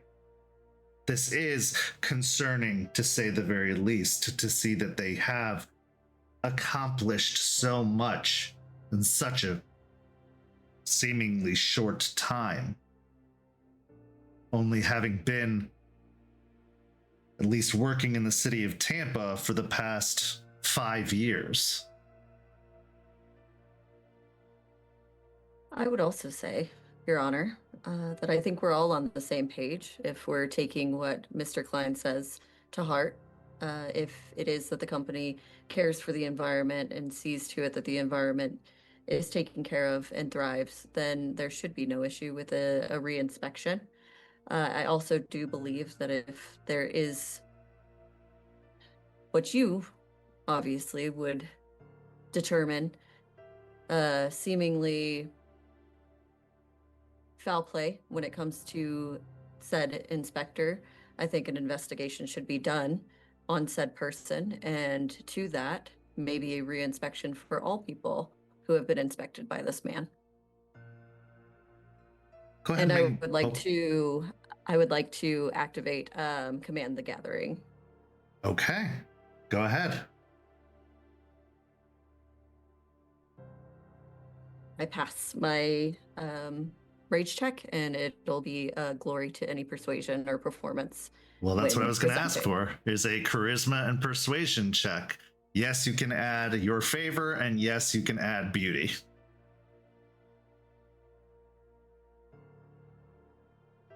What rage would you say I'm at? I could see you at a rage 2, just out of a little bit of anxiety of, like, this is the first time you're really going toe to toe with Ballard, Anderson, and Baitman. And while that thought may be exciting to a certain degree, I'm sure there's a little bit of like, well, they've gotten away with some sketchy shit for a long time. They probably are pretty good at what they do.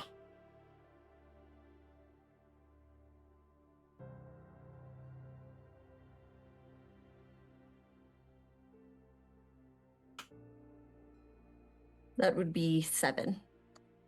Okay. With 7 successes, the judge nods his head, seemingly drawn to you by your words. Well, I most certainly agree that an investigation into the inspector is necessary. This track record, these reports, something doesn't add up. You can hear a kind of cough grunt from Klein. Well, if the inspector is questionable, Klein says, that's all well and good, and I'm sure if it'll appease Helfrey and Weiss, another inspection could be done. Let's say we put something in the books for 3 months from now. We know how these inspection offices work.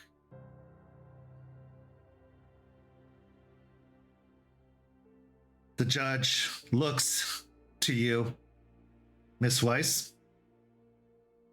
Is that equitable to you? We launch an investigation into this inspector immediately, and you can even choose the inspector to go check out the property when they are available. I think that's amenable. I think that there should be a halt to Piney Point's dealings until the inspection is put through and is shown as done properly.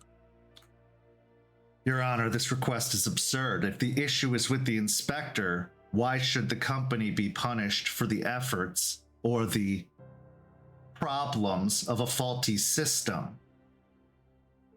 That would be like taking away a person's right to go to work just because the police that arrested them didn't read them the Miranda rights. Let's go a little bit closer to home, Mr. Klein. Let's take, I don't know, something you might be familiar with. Let's take OSHA, for example. If OSHA is seen that their inspections are faulty or fraudulent, the company is shut down until OSHA can do its inspection and make sure the company is done well before a single construction worker can stand on that ground again. A good point, Miss Weiss, but this isn't an issue of worker safety. This isn't an issue pertaining to the individuals who work there. You're quite right. It's a issue of civilian safety, of safety not only for the people within Piney Point, but for the people around it. If this hazardous waste is being gotten rid of improperly, that causes devastating issues with the environment and to the civilians around said environment if they are dumping improperly. Where's the proof, Miss Weiss, other than the possibilities of an inspector that may have a, as I'm sure you're putting it, sketchy track record? Where's the proof of any wrongdoing on behalf of the company?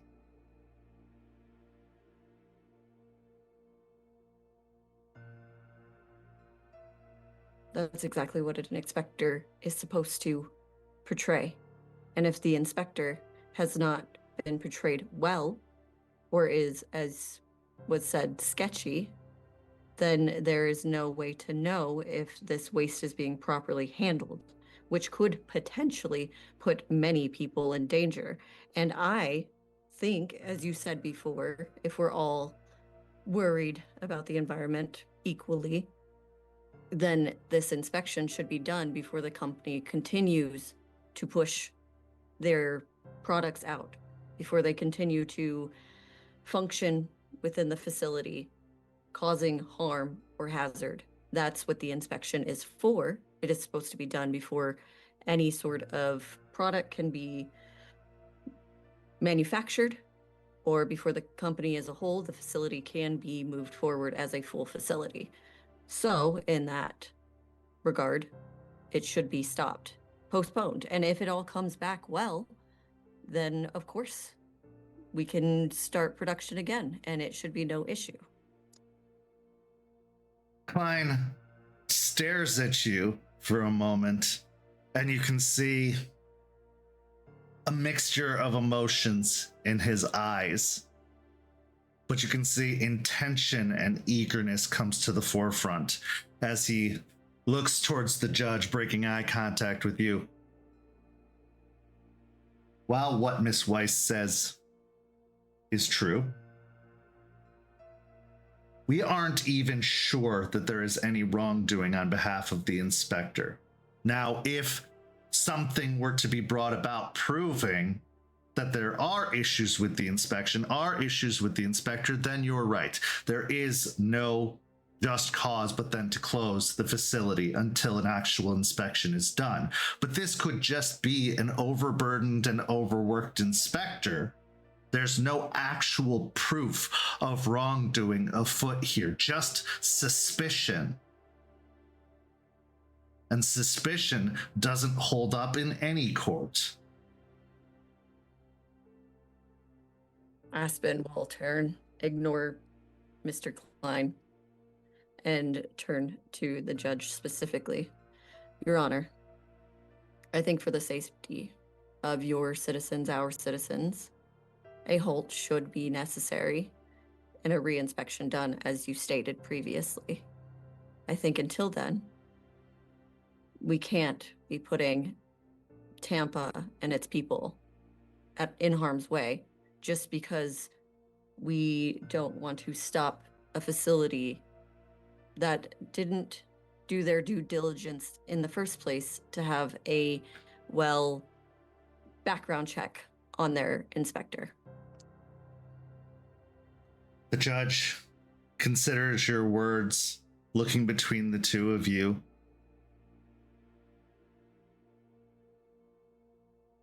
You make some excellent points. Both of you have validity in what you say, but as Miss Weiss says, safety is the primary concern here. And a business such as the one operating out of Piney Point doesn't seem to be hurting financially that they couldn't close. You could potentially expedite the process of the inspection or the re-inspection to make sure that it is as smooth and quick as possible to avoid any interference with their business.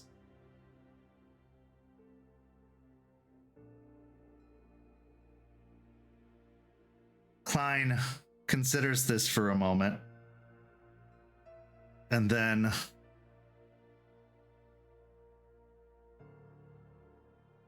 kind of runs his tongue over his teeth.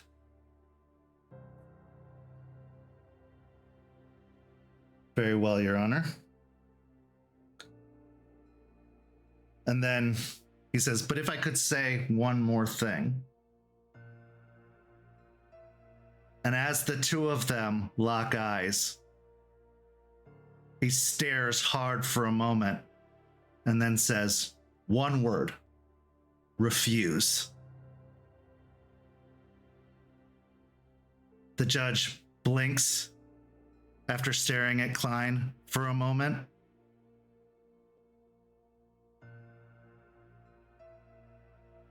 I think until we find this inspector and find them to be at fault of any wrongdoing.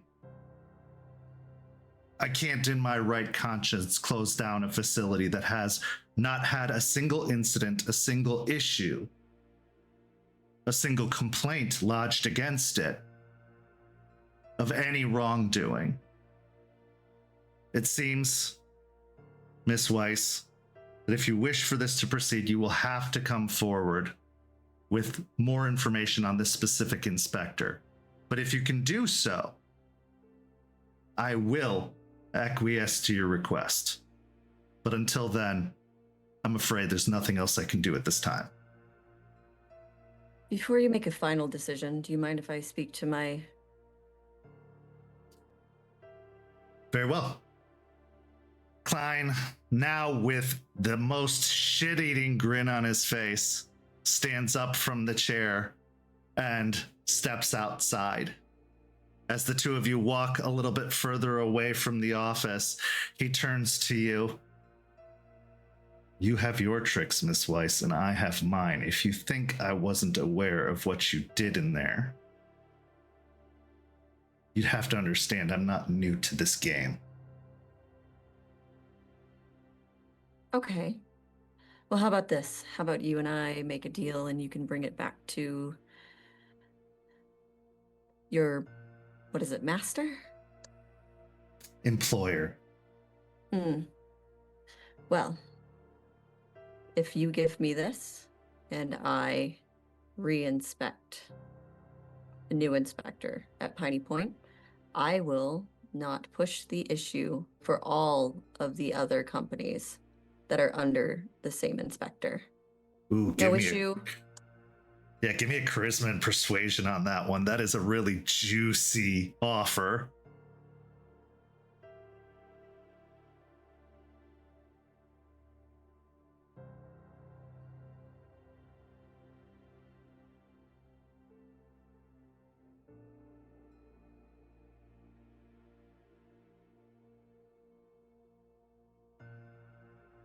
That's an 11. He considers for a moment.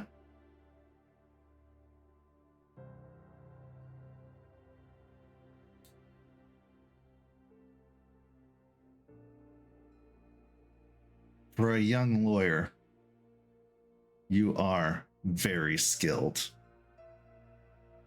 I'm sure Rachel would be proud. Give me a composure and resolve.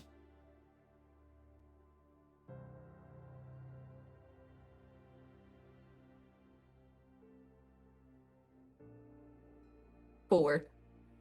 You are able to keep your cool, but that definitely hit a side of you. I agree to your conditions.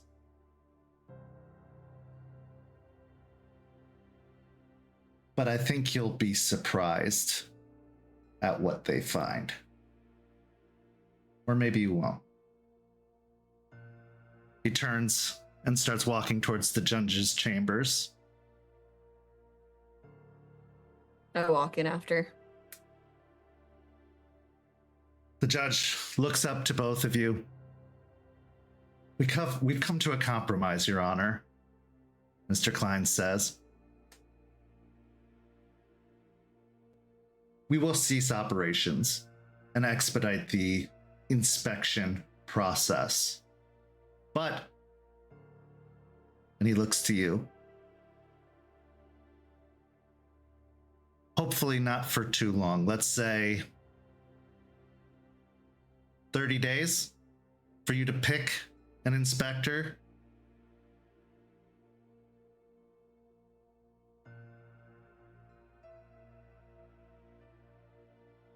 $60. 45, and that's as high as I'll go. Fine. He then holds out a hand to you to shake. It's a smile, but behind her eyes, there's just seething, and she'll reach out her hand. As you shake hands, You can't help but grip a little harder, but his grip matches yours. The judge looks between the two of you and says, "So ordered. Miss Weiss, you have 45 days to select an inspector, and get the inspection scheduled. Until then, Piney Point is to cease operations as agreed upon." "Thank you, Your Honor," Jeffrey says, as the judge writes down the order and decree. "Well, this was productive," the judge says. "There's nothing else." I appreciate your time, Your Honor. The two of you walk out, leaving the judge's chambers and going out into the hallway of the courthouse, where Jeffrey stops and turns to you. "Well played. Credit where credit's due." Well, tough battle, I guess. Believe it or not, I do my job, and I do my job well, because I put my personal feelings aside.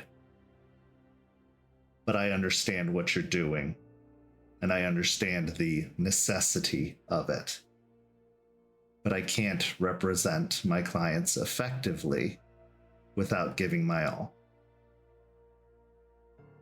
Understandable.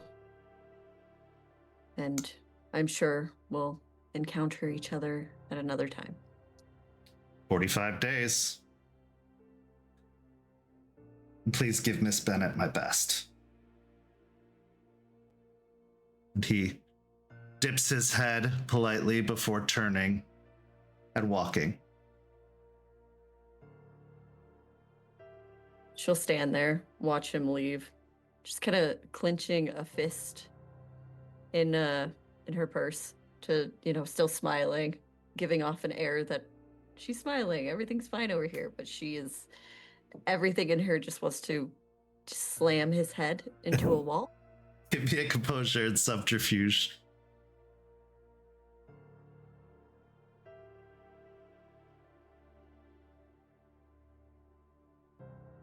One.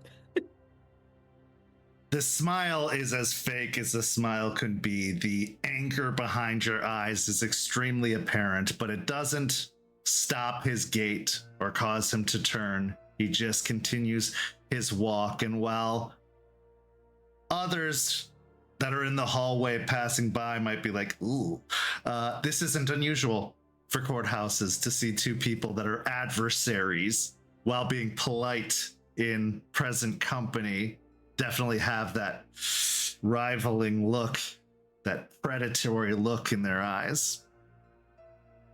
But as you see him exit the courthouse, you have a couple of more forms to file for other business for the firm, actual business for the firm that affects nothing to do with the guru. What's going through your mind after this encounter?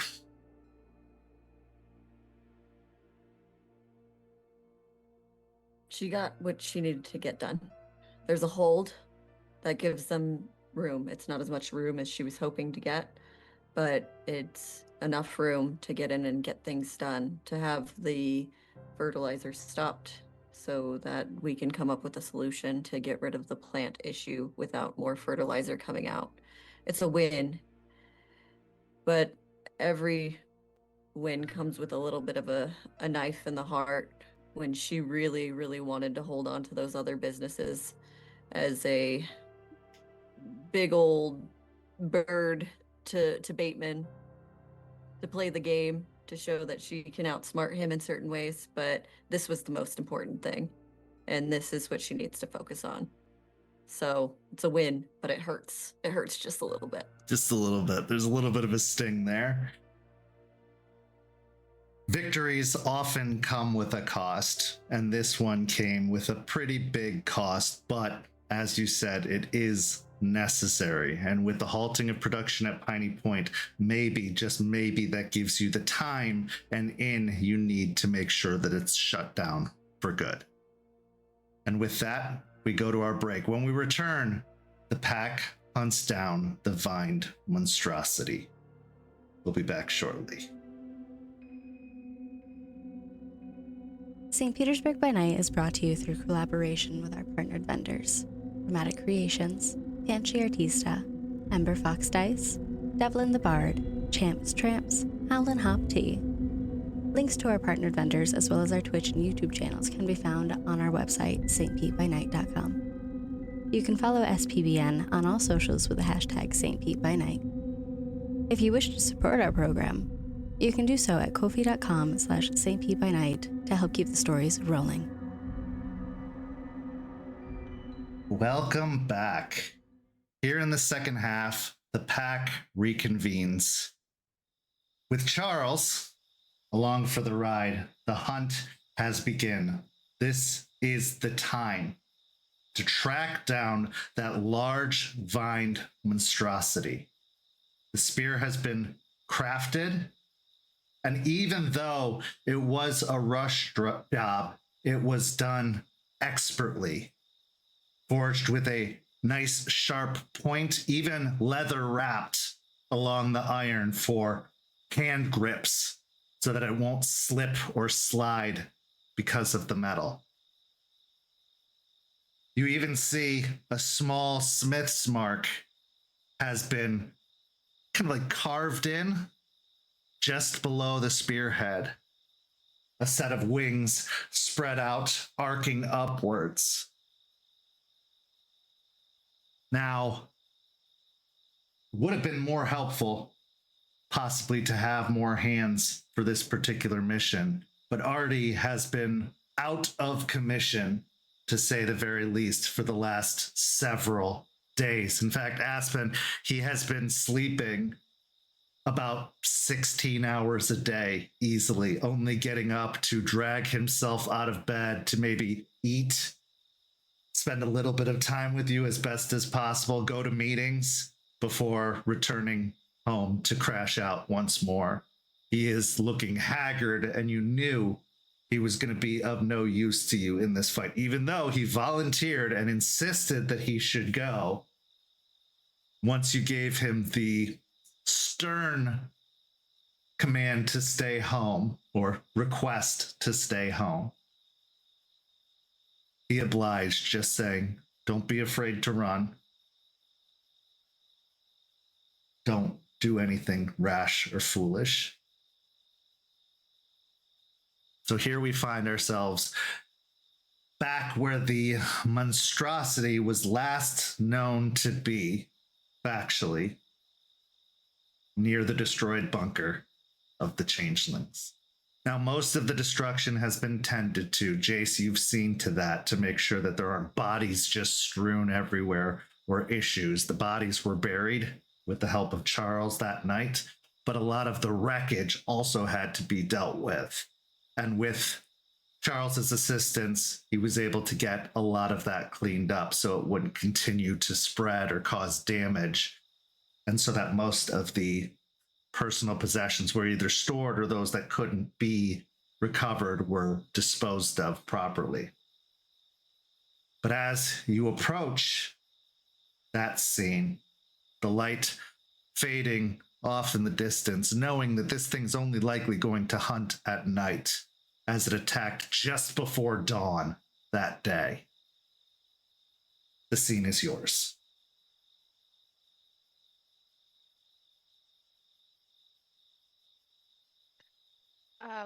I'm looking at the spear, just expecting it, feeling its weight in my hands, like testing it, getting used to it.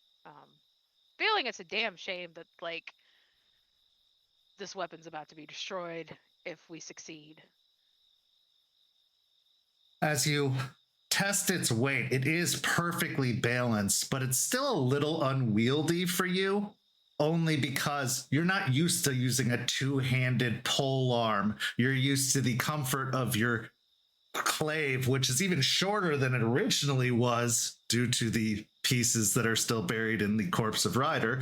But it's a different kind of feeling, a different kind of weight. So you have to kind of change the grip and positioning, and eventually Charles comes up next to you and adjusts your hands and stance, showing that you need to make sure you have a good solid base on your back foot and that your front foot could pivot around to adjust your positioning, but that strong back leg is so important, especially if something leaps towards you and you need to settle back to pierce it. So he's giving you some tips and instruction on the use of spears. Now, Charles, who's mostly known for using firearms, is surprisingly knowledgeable about this particular task, but insists that he is better suited as crowd control in this instance, and that you could use the spear.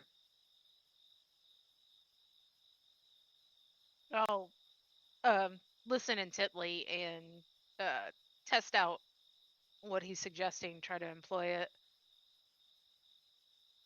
So yes, steadying your back foot, holding the spear. He even mentions that you can position the spear against your back foot to help keep it steady and straight.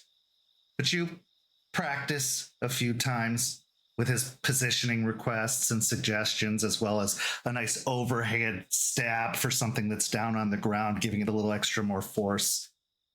But that leaves Jace and Aspen. What are the two of you doing?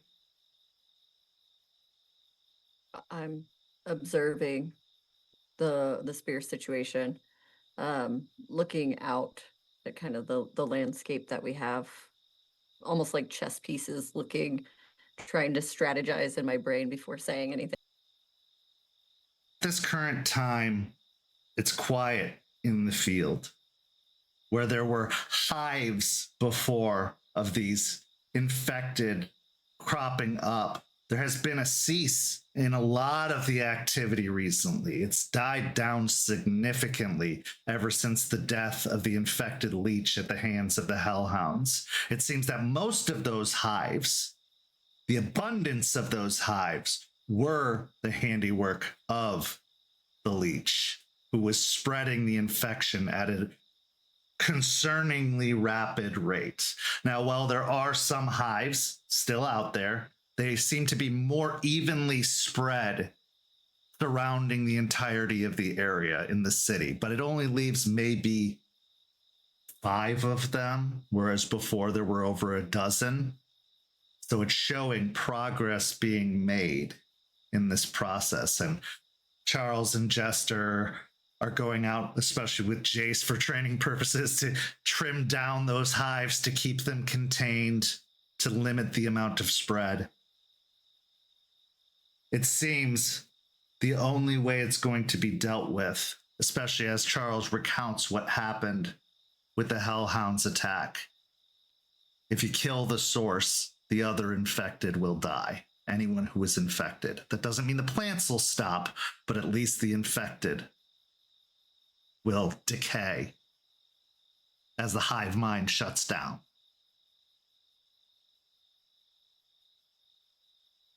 So, as you're studying the horizon, keeping an ear open to the instruction that Charles is giving Jester, Jace, what are you doing? Jace with Charles and Jester doing a quick training. Aspen studying the field. He's gonna walk over to the bunker and just stare down at it, trying to wrap his head about what's about to happen, trying to focus as much as he can. So the bunker at this point is primarily just a hole in the ground. The collapsed roof was pulled away and disposed of. There's a little bit of a concrete frame still in the ground that, until you find the need to remove or destroy it or repurpose it, it just leaves a gap where it is. And looking at the stone, you can't help but have your eyes drawn midway down the length of this stone alley to the point where Ravi died. Looking on the ground, on the cement, there's still a dark stain from where his body lay. And you are taken back to that moment of jamming that rebar in to put him to rest. Give me a composure and resolve check, Jace. Rage still 2. I will say that for the purposes of this, everyone's rage is 3. As you are all stoking up for this fight you're about to go into, possibly the most dangerous you've ever encountered, as this creature is very tough and sturdy, and you don't even know all the things it can do. 4. Before successes, you take a breath, and it's a little shakier at first, but it steadies, and you slow your heart rate, which was pounding against your chest as you were reliving that moment. But you do manage to keep your cool and composure. You do manage to stay present in what needs to be done versus what has already happened. He'll look down at the hole one last time, and eventually make his way over to Aspen. All right, boss, where do you want me? She'll look over at Charles to kind of gauge his thoughts as she starts to speak. I was thinking, with Jester having the spear, Charles could keep closer to Jester to kind of keep anything coming in while she's doing what she needs to do. So close with her, and you and I could be on either side, keeping anything else that comes out of Jester's way. Charles, at this point, nods his head and speaks up. I had a similar strategy, more like a arrow point positioning. I will take the front in the direction of the creature itself. Jester will be in the middle, and either of you will flank, but slightly back in case any of them try to circle and move in.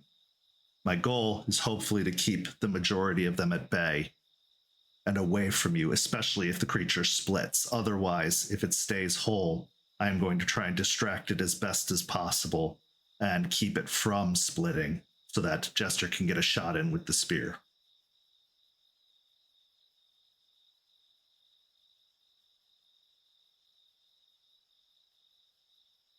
Use your firearm as long as you can, Jace. If nothing else, it'll keep them reeling and confused and possibly, hopefully, do some kind of harm to them, though we've found that they are very tough, but maybe not so much when they're split. I'll do my best. Sorry, I also Aspen. say you're totally fine. I also say do your best. I know it's going to be chaos and difficult, but do your best to keep an eye on each other. It's going to be wild, I'm assuming, if history has anything to say about it. Keeping an eye on the rest of the pack, using everything you have to make sure, Jace, make sure if things go badly and Jester or Charles are looking rough, then you can get in there and give them what healing you can, and I will be doing the same. Sounds good. We'll use this bunker as a fallback point. If anything should happen, if we should get separated, if one of us needs to flee, there's no shame in that. This is an unknown opponent with advantage on us. So if you need to fall back to this bunker and wait for the others to return.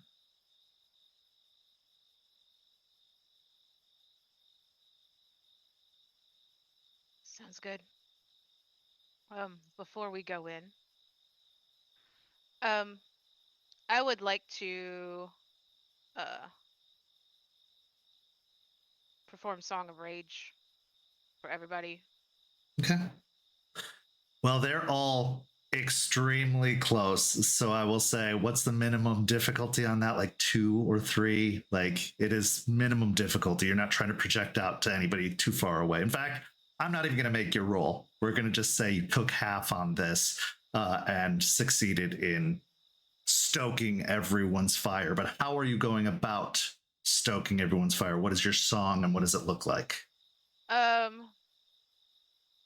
She's using, she's bouncing this bottom of the spear on the ground, kind of like to create a beat. But the song she is singing is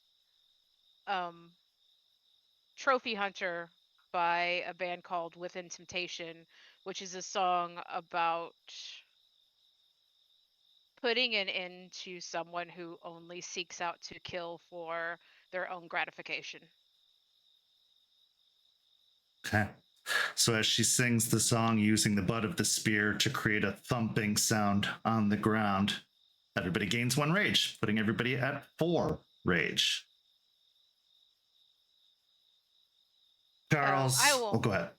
Oh, so I will make my rage check, but I will also gain a rage because I performed a song as a Galliard. So. Okay.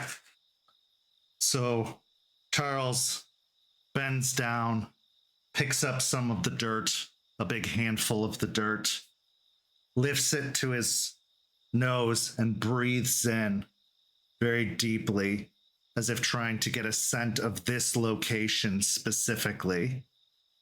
He then moves to each of you, holding out the same dirt in both hands, and says, "You need to know this spot, even in the throes of combat. You may get disoriented, distracted for one reason or another, but something that will never fail you is your instincts." And he holds it up to each of you, allowing you to take a deep breath in, where you get sense of charcoal and smoke, but also mixed with a deep earthy texture and grass.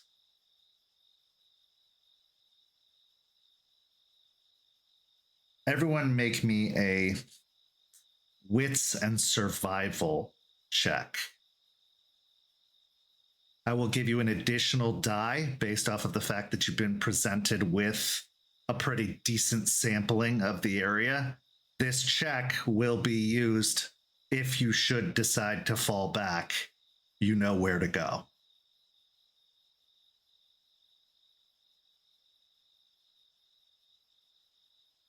Jester, 1 success. Jace, 3 successes. Aspen, 1 success. Okay, Jace, having already a solid familiarity of this place, working to your advantage, you probably didn't need the dirt, but it's gonna help. It will definitely. That scent is locked in, almost like a kinseeker scent. You'll always know, at least for the next 24 hours, where this point is and how far it is from wherever you are. The other 2, it's going to be a vague sense. You are not going to be necessarily as accurate, and you will probably need to make another roll should you decide to fall back to see if you can find that smell again. But at least you have an idea. 1 success is enough that you can pick out the smell with another survival check later on to follow it if you need to.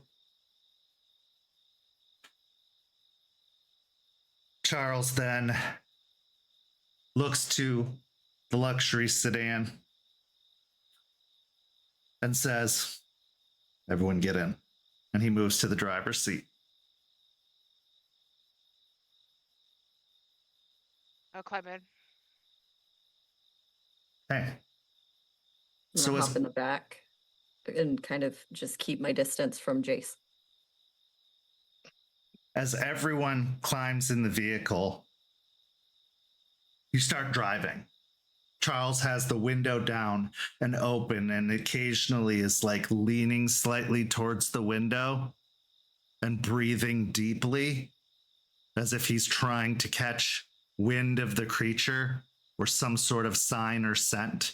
And you drive for a good while out in these country roads as the sun finishes setting and everything grows darker and darker. Eventually, Charles makes an alarmingly sharp turn that causes everyone to kind of like jostle in the vehicle and starts literally driving across a field, like stomping down a bunch of grass. Everyone roll me a wits and awareness check.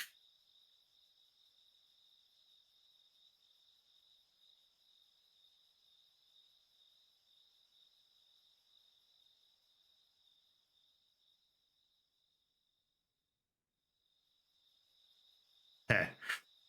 Jace, 5 successes. You are the first one to take note of it as the scent from Charles's open window even hits your nose. And following it, you can see in the direction that he's driving a shape, a large shape, a silhouette in the moonlight, off in the dark, loping across the landscape. And it is massive. Unmistakably, this is the Vined Monstrosity moving across the field. I'll lean forward and I tap him on the shoulder and point over there, tree line. I got it. Charles hits the accelerator, speeding the car up, and he kind of looks slightly over his shoulder at all of you and says, "When I say bail, you bail." I would like to say, like, part of the reason I might have like failed is I am going to be like, while he was been driving, kind of looking within myself and kind of calling on the ancestors of the cairn and just my connection with the ancestors, like calling on anyone who can use a spear well, really, like to bolster my melee. Okay. I got 2 successes, so that's 2 an additional dice to melee. Okay. As you call out upon the spirits, visions of various battles enter into your mind. Battles that you've never been to in unfamiliar locations, but battles nonetheless that feel familiar in those moments. You see rampaging soldiers dressed in very, very, very vintage, out of date clothing, storming across a battlefield as you post yourself up with the spear in the exact same stance that Charles has taught you, for them to only impale themselves upon the spear. Even as a horse leaps overhead, you lean back and bring up the spear, causing it to catch the horse and drive it down into the ground. You feel yourself strengthen. You feel your knowledge and comfort with such a weapon become even more familiar. As the car speeds up, driving even faster, almost pushing it to its limit as it plows through this field. As the creature grows larger and larger, you hear Charles say, "Bail." At which point you all fling open your doors and drop and roll out the sides of the car. Roll me a dexterity and athletics as you leap out of the vehicle and roll across the ground.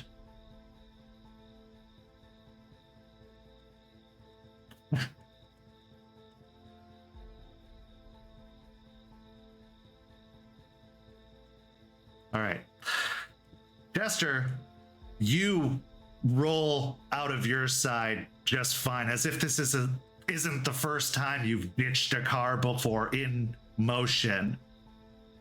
Aspen and Jace, it's a little bit more rough.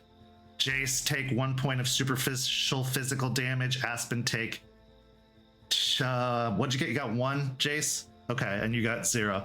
Take 3 points of superficial damage. Jace, take 2. My mistake. Take 2 points of superficial physical damage as you bail out. The ground hard and rough, as if that first impact, as if you're hitting concrete.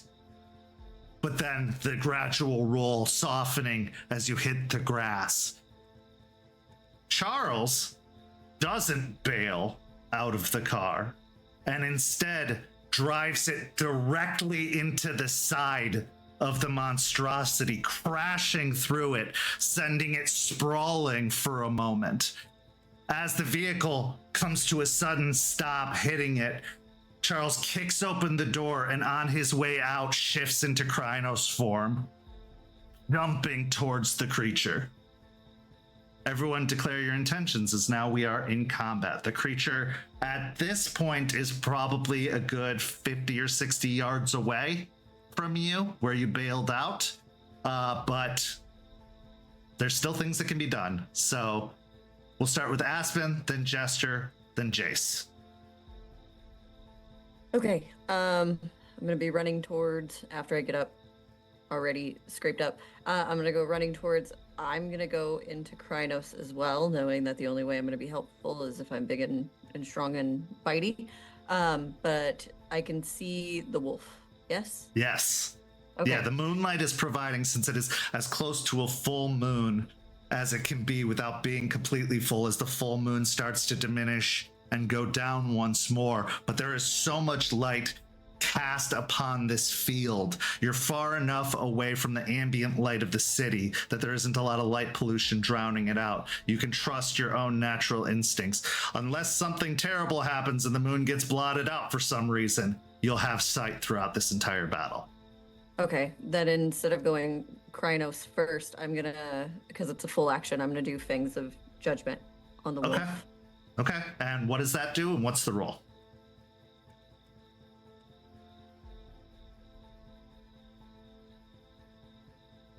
While you look that up, I'm going to move to Jester. Yeah, Go ahead, Jester.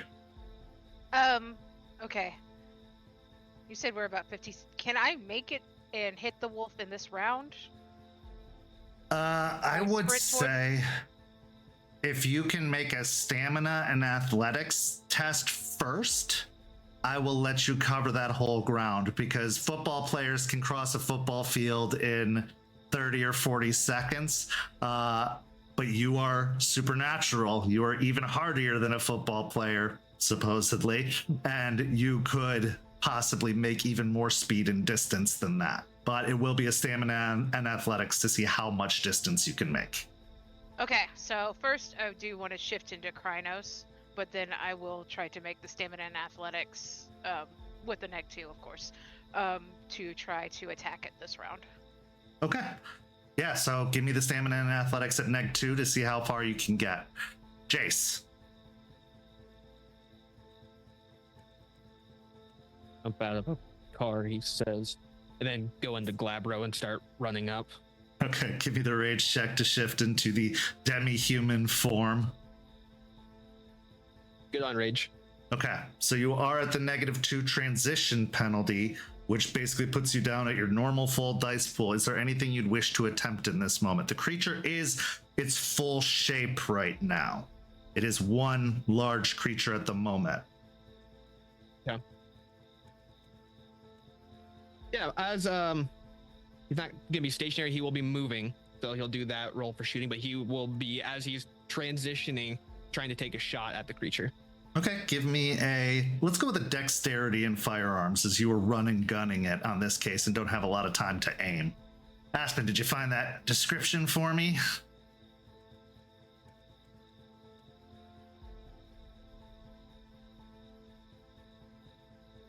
Yes, I did. There we go. So it's a willpower, and I roll of a difficulty 3.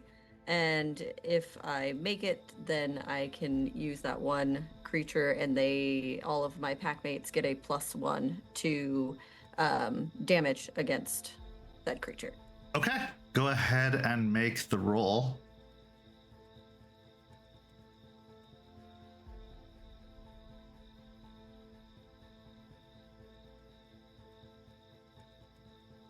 So my resolve and honor was a 4.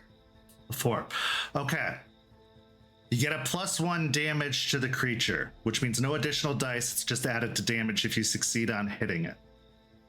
However, when the creature separates, the bonus won't be added until it becomes whole again. So it has to be in its large, completed form for the damage to take effect. So if it seems like it's less effective when they're broken apart, that's why. But when it's big, yes, the damage will be counted, as that is your target at this moment. That is what you are doing. It becomes something different when it separates. Okay. basically you're targeting the core versus the actual creature. Okay, so Jester, what did you get? Or are you doing anything else, Aspen, other than using that? No, I'm just gonna run at it, kind of point in the direction and just yell "die" as I kind of form into Krynos, and I'm gonna go Krynos next. Okay, give me a stamina and athletics check as well. I want to see how close you can get, so I can have positioning in mind of everyone in this battle. Jace, I'd also like a stamina and athletics from you. It will not affect your shot. It will just determine how far you get into the conflict as you are running towards it shooting, is what I understood. Yep. And okay, 2 successes for Aspen, 3 successes for Jester. So to run up for the stamina and athletics, that's a 3, but to actually hit it, that was a 0. Okay, so maybe it was the running that affected the shot, but the shot goes wide, completely missing the target, even though it is a huge target. Possibly it hits the dirt a bit in front of it or flies overhead. I'm going to say it hits the dirt in front of it as you're puffing and you pull the gun out and it just goes down and fires into the ground. But you are keeping pace with Jester. Jester, you clear. I'm going to give you... Yeah, I'll say you do get up to the creature with that 3 successes. Jace, you're a little bit further back as you were in the back seat, but you get closer to it, significantly closer to it. Aspen, you're trailing behind a little bit, but you aren't too far behind. You're basically diagonal to Jace, maybe 10 yards back from him, just a little bit. So you can't engage physically with the creature just yet until next round, but you are getting close. Jester, go ahead and roll an attack since you are close enough to do an attack this round. Okay, question. Is it reeling from being hit by the car? Yes, it has kind of gone off of its feet and down, and Charles is in mid-leap to jump atop it. Do I have, like, can I see, like, I know we had an idea, like, the core was in its chest, if I remember correctly, That's the guess. Yeah, that's the hope, but it is a weird creature. Right, I am going to aim, at least from what I last checked, the spear into the chest area. Okay. I'm going to say this is a called shot, so it's going to be a -2 to your roll on top of the -2 from the transition penalty, so it's going to be a -4. So is it negative dice or negative success? Negative dice. Negative dice is what we're doing in this case. Okay, that's fine. Normally it's negative successes, but I'm just going to do negative dice in this case. Okay.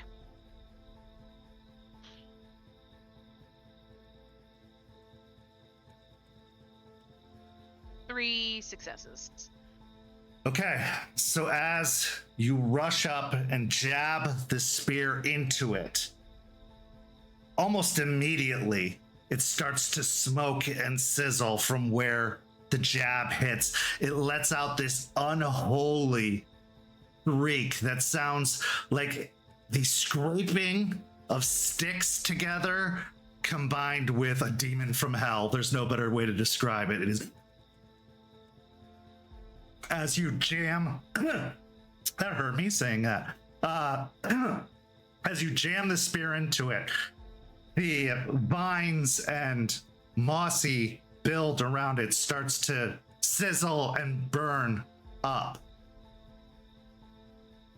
Charles has launched himself atop it and is on its back with front and back claws dug into it as if he's basically mounting the creature, so it will have to shake him off in order to get rid of him.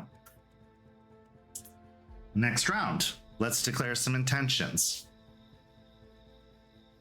I'm gonna go full Krynos while I'm barreling up to the creature, not being able to reach it yet, but that's gonna be my turn.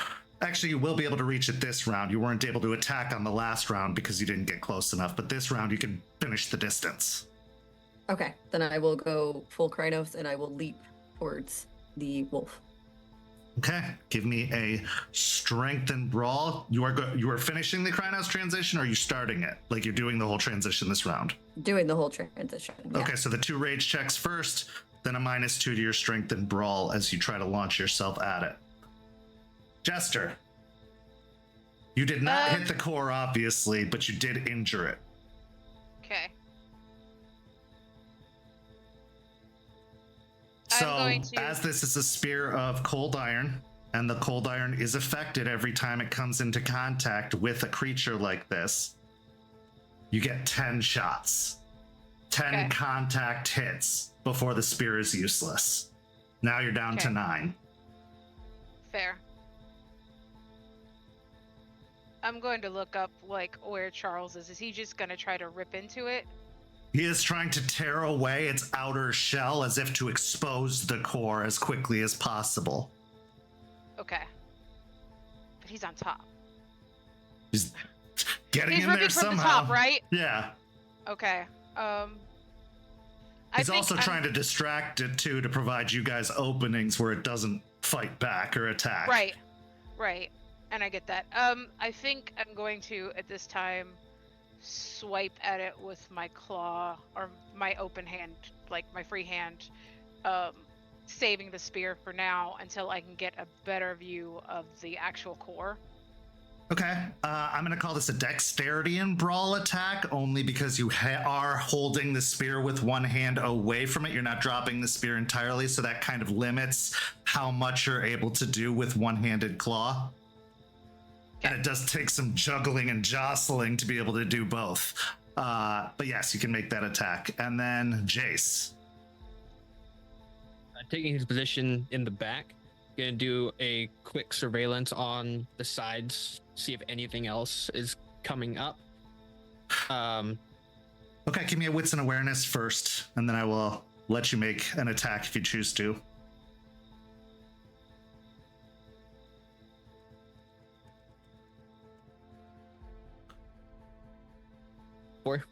Okay, you don't see any other opponents on the field. This thing has never ran with a group. It's always come independently. It just happened to show up at the time you guys were fighting a hive. But it seems like it is its own group because it can separate into several different entities. So it doesn't bring minions when it's out hunting or anything like that. So as far as you can tell, the whole battlefield is wide open aside from the one creature. And I assume you're taking a shot as well? Yeah, so he'll position himself and take a shot. Okay, so this can be a composure and firearms if you'd like, or a dexterity if you want to swing and gun it. Okay, so Aspen, what did you get? So I failed one of my rage, so I'm at 3, but I got 5 successes to leap, and I want to try and bite at like the shoulder or wherever I can get to. So as you launch to attack it and you clamp down, you find yourself gaining no ground. Like you make contact with it, but when you try to bite through, its hide is so hard and tough. Even if it's made out of vines and brambles and moss, it's just so tough you can't get any grip on it. It's just deflecting you. Jester, you are swiping with a claw. Swiping, trying to dig to the core too. I got 9 successes with a crit.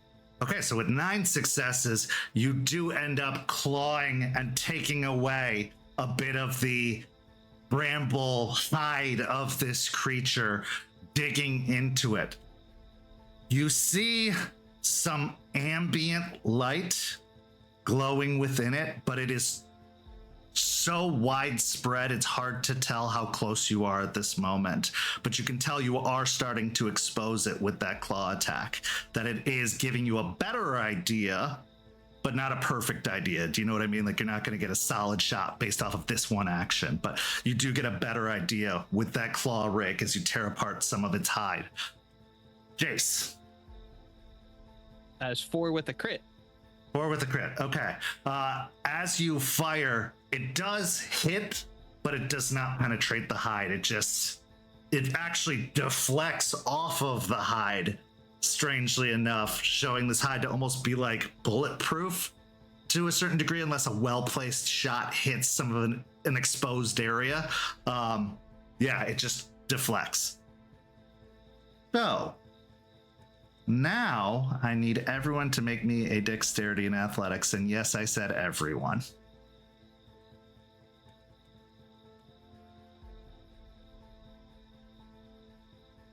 One success for Aspen. 3. 3 successes for Jace, okay.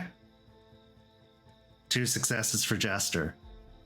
As the creature stands back up to its feet, you see vines spawn out of it, almost as if it's like a displacer beast with the multiple, it just spawns out of it.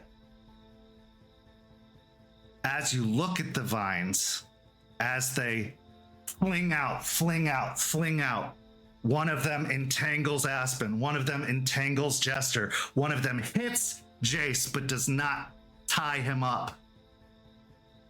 The silver spikes of the vined plant, the bushes, are inserted along the lengths of these vines. As they grab you, pulling you from its frame, distancing you from it, all of you take 1 ag physical damage as you make contact with the spines.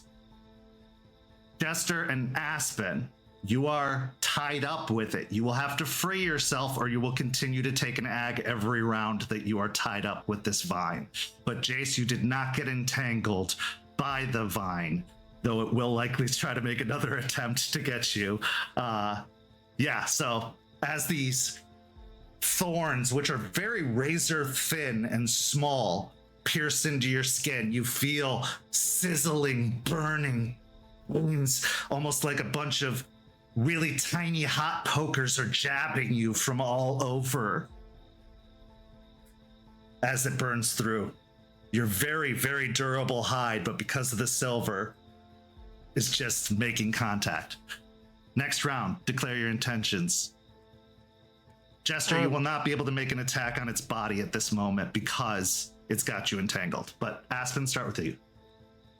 I would like to heal or regenerate to superficial, and then I would like to try and just rip, like whine type growl and rip the tendrils off. Okay, so yeah, rage check to heal the superficial, and then use a strength and I'll say brawl. It's like breaking a grapple to try and wrench yourself free of these spikes that have started to wrap around your midsection. Jester. I think a reminder for all of us, since we now have taken ag, we are gaining a point of rage. That's true. Everybody gains a point of rage. I will attempt to, try to heal this ag, because I do need to get rid of some rage. And I'm gonna try. I don't want to waste it. I'm just gonna try to So it's still extending out. It's just wrapped around me, right? It wrapped around you and almost shoved you further back from it so that you can't get to its body, but it is still wrapped around you, yes. Okay, I want to claw at the extended piece that's not wrapped around me per se, but connected still to the wolf. Is your goal to sever it from its body? Okay, yeah. I will allow that. You will take the aggravated as you are not breaking the grapple per se, and you'd still be wrapped up in it even if it isn't attached to the body anymore. It's still silver, you know what I mean? It's still gonna hurt. So, but you will take the 1 ag regardless, but you can make a strength and brawl attack to try and use your claw to sever the vine. Okay. Jace. Also gonna attempt to heal the soup that I got. I lose a rage. Okay. I'm going to try and shoot the vine that is wrapped around Jester to see if that will help. You know what? I will give Jester actually an additional die to her action, as you're going to do it as a help action in this case, which will help her better than you firing and missing potentially. I'm just going to give her the chance for it to help her break it. Got it. Okay. That being said, Jace, I do need you to make another dexterity and athletics as the vine that hits you is still out there flailing around trying to feel you out and grasp you once more.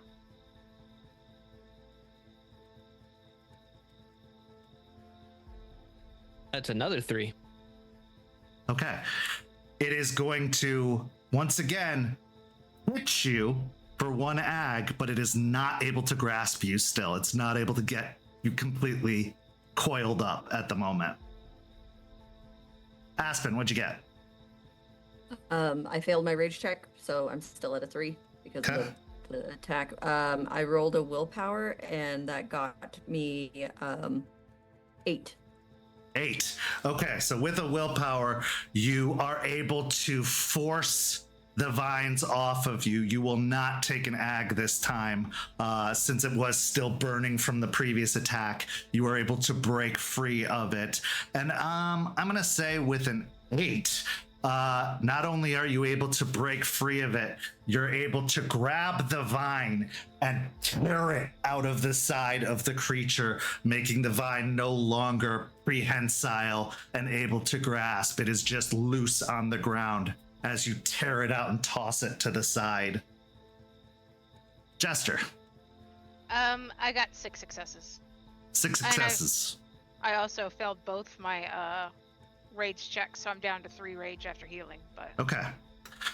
So with 6 successes, you are able to sever the vine from the body of the creature. You are still tangled up on it, so you still take that 1 ag, but the difficulty is lowered for you to be able to remove the vine from you as it was before, because it's not squeezing, it's not grasping, it's just basically like poked into you like stickers when you pass a bush. They're just holding on to you.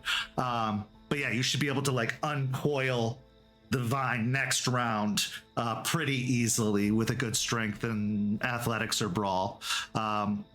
Okay. So, next round. Charles, meanwhile, is atop this thing, but a vine has gotten him.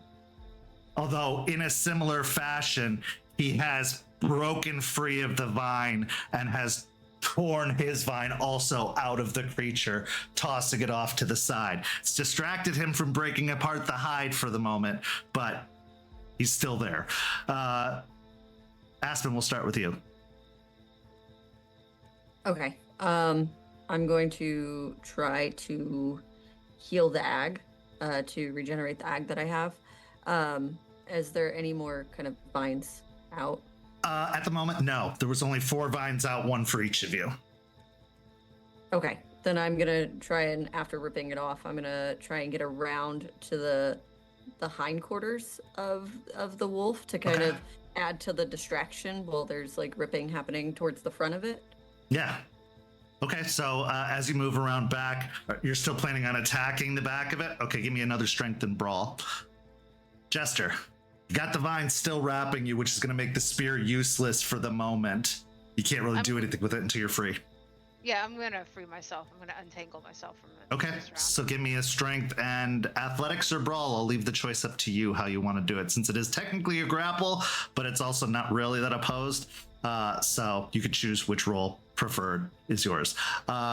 Jace. So that vine that was attacking or striking me, that one's gone now? It's still going. No, it's still out there. It's still going? Okay. Yeah. Alright. Because it hasn't been removed or severed or anything. It's still flopping around, reaching for you. Focusing on him now that you've been hit twice with ag, gonna try and shoot the vine that's flailing in front of him. Okay. Give me a composure and firearms. Yeah. Since you have to aim for it, since it's a moving target and it's not as big as a body, it's a little harder to swing and gun. Aspen, what'd you get? I lost 1 rage, so now I'm at 2. And I got 5 successes. Okay. So with 5 successes, once again, you grab onto it. An attack like this probably would insta-kill a mortal. But you just can't get through that hide. Your claws are digging into it scraping it, but you're not coming away with any purchase. Roll me a dexterity and athletics as it tries to mule kick you off of it. 1 success. Okay. One of its large hind paws just thuds into you, sending you flying backwards. Take 2 superficial damage already halved as you go flying back away from it, kind of rolling across the ground. Not too far that you can't get back into it next round, but enough to give it some space away from you. Jester.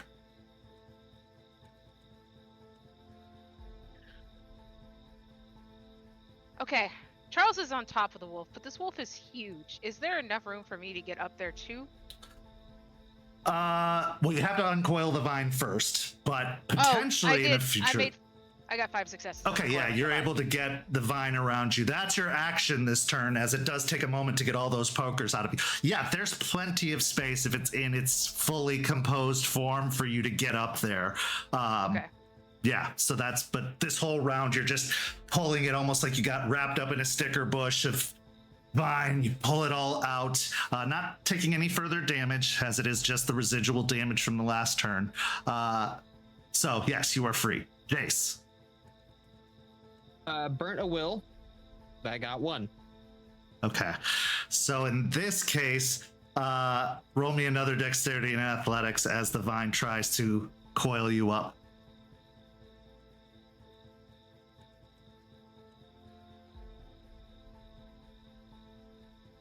Or this time. Okay. So this time, as it hits you, it is only going to do 2 points of superficial damage as it hits you with the vine, but none of the stickers get you. None of the thorns get you. But it does. It's still a very strong, powerful accessory that is slapping you effectively. Okay. So, at this point, the wolf separates, breaking into 7 pieces. 7 smaller, separate wolves emerge from the massive form, sending Charles almost dropping to the ground as it does shrink in size significantly as these 7 basically dire wolves break off from the hole. 2 of them are going to go after Aspen. 2 of them are going to go after Jace. 1 of them is going to go after Jester, and 2 of them are going to stay with Charles. Okay. As you see these vined dire wolves rushing towards you, an abomination of nature to be sure, as nothing should look like this, with green burning eyes and a skin primarily composed of moss and leaf and wood. Declare your intentions. Champ, we'll start with you with Aspen. Okay. I'm gonna yelp and slide across the field, seeing it separate. I'm gonna lift myself up and just howl straight up at the moon, and then just slash at one of them, only one of them. I'm gonna get my claws into one. Okay. Did you want to regenerate any this turn? Yes, I would like to get rid of 2 superficial. Okay. Perfect. So as you feel the wounds starting to close up, although most of them are internal after that donkey kick into your chest, you feel yourself getting better as you reach out to slash. Are you slashing at one of them, or are you separating between the 2? Just one. Okay. So roll your strength and brawl, and then roll me a dexterity and athletics -1, as the other one is going to leap at you and try to get a bite on you. Jester, you are squared off with 1 of the 7, as it seems they're trying to avoid that nasty little spear you have, but also not completely leave you unengaged. Right.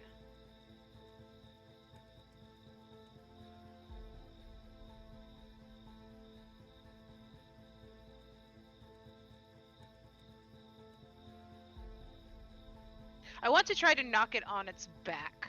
Honestly, flip it over, because I know it's coming in like a wolf does, like trying to Yeah. bite and dodge out. I am trying to like get under like its neck, like chin and area, and just kind of flip it over. Okay, and you're using your claws for this, or are you using the spear? Claws, not Okay. the spear. Then give me another strength and brawl as you try to wrench it up and almost suplex it over you to get it on its back. Okay. And Jace. Now the vine is gone. It is not attacking you anymore. It has disappeared back into the hole of the creature. I'm going to attempt to heal the soup that I got. I lose another rage. I'm going to try and shoot the closest one running at me. Okay. So, I will give you a choice. You can choose to fire at both this round, but you won't be able to shoot next round.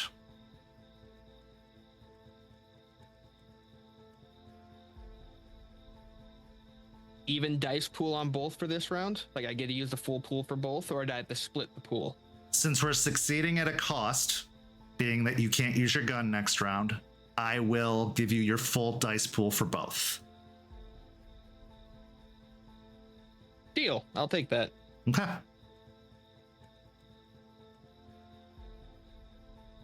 So, Aspen, what'd you get? So, quick mechanics question. Sure. If I only have one dice to roll and I'm at a -1, does that just like nullify it, or do I still have the one dice? No, to roll? you always will have a minimum of one no matter what. Okay, so that's 1 for my dex roll and 8 with a crit for the attack. Okay. So with 8 with a crit, you slash at the smaller wolf, and you definitely make purchase on this as a good chunk of wood and moss and organic material just comes flaying off of the side of it, almost like you're pulling out a big chunk of it from its side and send it sprawling. Unfortunately, the other wolf plows into you, full tilt, full force. And as it bites down, you notice the silvery gleam of the thorns in its mouth as it bites onto you, doing 1 point of aggravated damage. It will not stay attached, so you don't have to worry about that. It's just biting and going. But yeah, you take 1 point of aggravated physical damage as it buries its teeth into you. Jester. I got 8 successes with a crit. Okay, so with again 8 successes, you dig your claw up into the creature and you find your fingers just dig into its chin, holding its head up as you flip it over and drive it into the ground, sending grass and dirt just splaying out almost in like a crater of where this creature's body just buries into the ground. I will give you, because of the critical, an extra die on your next turn as it is downed for the moment and stunned by that attack. And you have the leverage if you want to drive the spear into it. This will give you the advantage to do so and try to get the core if it's in it. Jace. All right, so for the first shot, got just 4. The Okay. second one was 6 with a crit. So the first shot of just 4 is enough to keep it from hitting you. It's no exchange of damage. Basically, that's the difficulty when they're in small wolf form, is 4 to beat. So with that 4, your shot causes it to have to reroute instead of plowing straight towards you to avoid getting hit, which stops it just long enough to keep it from leaping at you. The other one, which, how many successes? 6. Okay.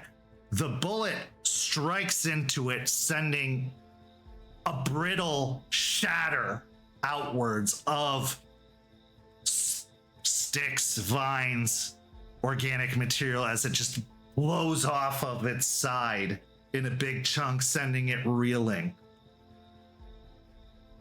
As the round concludes, the wolves that have been damaged, the roots start to grow back together, closing up any broken pieces as they all regenerate this round. Declare your intentions. Okay. As I kind of tumble getting slammed, I'm going to regen the ag that I took, or attempt to. And then I would like to get in an angle where I can hit the one that I hit really hard and just slam it into the other one. So I'm going to split my pool between the two. Okay. I should say, the two that were leaping at Charles, he grabs both of them and slams them together, almost like clapping them together before sending them dropping to the ground. I'm also going to say, actually, he slams them together and then football throws one of them towards the one that Aspen is fighting, causing it to hit that one and go sprawling as well to detach the bite it has on you. He is carrying the other one as he runs over in your direction to assist you, now that you have three technically surrounding you, but two of them are dazed and confused. Sorry, Aspen, what was your intention? So I want to, the two that were on me, I want to get at an angle and slam the one that I hit, that I clawed into. I want to slam it into the other one that bit at me. So I'm going to split my pull between the two. Perfect. Go for it. I'm actually going to give you one assistance help die on one of those, being the one that he hit with another one. Jester. So seeing, because at first I will like, kind of glance up but seeing that Charles is like helping keep them off of Aspen and Jace is actually doing fairly good for himself instead of like, actually pushing the spear, because part of me really doesn't believe they'd bring the one with the core towards me with the spear. I'm going to rip into its chest, like scoop it out, seeing if I could see the core. So as the core mechanics work, I'm going to tell you this. It can't intend. It is completely up to chance. So anyone you hit, you are going to roll a d10, and I have a number in mind. If you get that number on the hit, it is the core. So I will tell you, it has no strategy here. There is no strategy about which one gets sent where. It is literally up to chance and luck. But you can do that if you'd like to examine to see if the core is in it. But I'm going to tell you it's completely random. Well, it's good to know it's completely random. Also, I'm pulling a d10 with numbers out, but yes, that helps. I think I'm still going to do that because I want to check. All right. Well, I will give you the +1 die anyway because you have it buried in the ground. You can get a good grip on it and start to tear at its chest, which is supposedly where the core will be, no matter where it's traveling. You could start to tear it open to see if you can get any insight into this one. I will say I will put one paw on its body so that I can rip into it with my free hand. Okay, so you're basically grappling it or pinning it with your foot while you are tearing open its chest. Okay, yeah, give me the roll. Strength and brawl for that one +1. Jace. I'm just chilling this one. I'm going to heal an ag though. Okay, they will be coming at you, so I need a Dex and Athletics Dex and Athletics full pool, and then Dex and Athletics -1. Because both of them are going to come leaping at you. Aspen, what'd you get?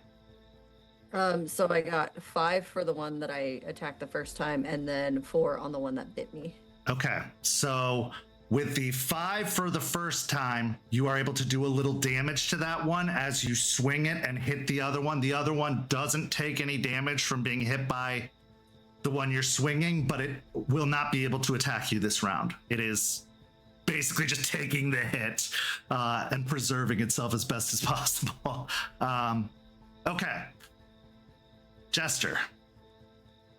I spent a willpower. I got 5 successes. Okay, with 5 successes, you get a little bit of a hold of the hide, you're not able to pry it open enough to get any insight as to whether or not the core is in there, but you do have a grip in its body as you are prying. And you do a little bit of damage to its its hide. Jace. I was good on the rage, and the first one that I was attacking, I got 2. And then the second one that was attacking, I got 2. Okay.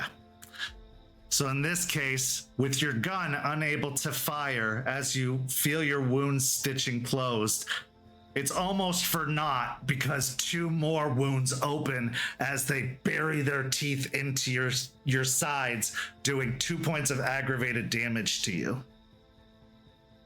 That's between both of them. That's not each. Oh, not a piece. Okay, good. No. That's just both of them together do 2 points of aggravated damage. Every bite is going to be 1 ag, but because it's silver, it's definitely an ag and not superficial. Okay. Charles has now come to join you, Aspen. So what I'm going to say is for your next attacks, you get 2 die bonus because he is assisting you in those attacks. He does no damage this round. He just crosses over with the wolf he's carrying and starts clawing and swinging it as best as possible. But you will get a 2 die bonus rather than him taking an action on any ones you attack. Even if you split the pool, 2 die bonus to both. Yeah. So what's your intention, Aspen? I am going to go after both of them. Them being close together, and I'm just gonna try and like rip and throw them backwards, like both of them by the haunches, just throw them back. Okay, so yeah, give me 2 separate rolls, split your pool, but give 2 die bonuses to each pool. Jester. Seeing at this point that Jace is having trouble, I am going to just be like, well, I still have a grip on it, don't I? Yeah. Okay. Yeah, you got a claw full of it buried in. Other hand still holding the spear. Right. Then I'm just gonna rip it out at this round. Okay. You're gonna take the claw out. Okay. Well, I'm gonna rip, like try to so strength and brawl to yank it out. Yeah. And then Jace, you can use your gun again. I will say this, for the remainder of the combat, you can choose to take 2 shots a round, but you have to skip a round afterwards from shooting if you choose to do so. But you get your full pool for both. Okay. Did they bite and let go, or are they still attached? I would say they probably bit and let go. They're not going to be hanging on to you. Yeah. Especially since you have a gun that you could just go blam. That's kind of what they're like, well, if one's there, I'm going to take a few steps back. I'm going to try and distance myself a little bit from them, but I will take you up on that. I will shoot both, but I will skip next round. Do you wish to regenerate as well? Oh, yes, I do. Yeah. I lose a rage. Okay. So yeah, give me that. Actually, you can use dex and firearms if you choose, since you are moving as well as firing. Yeah. But you can also do composure if you prefer to aim. Aspen, what'd you get? So I spent a willpower and I got 6 on one of them and 4 on the other. Okay, so again, hitting one, you are definitely making contact and starting to break through its hide. The other one just is kept at bay with that 4. 4 and 4, it's just kept at bay.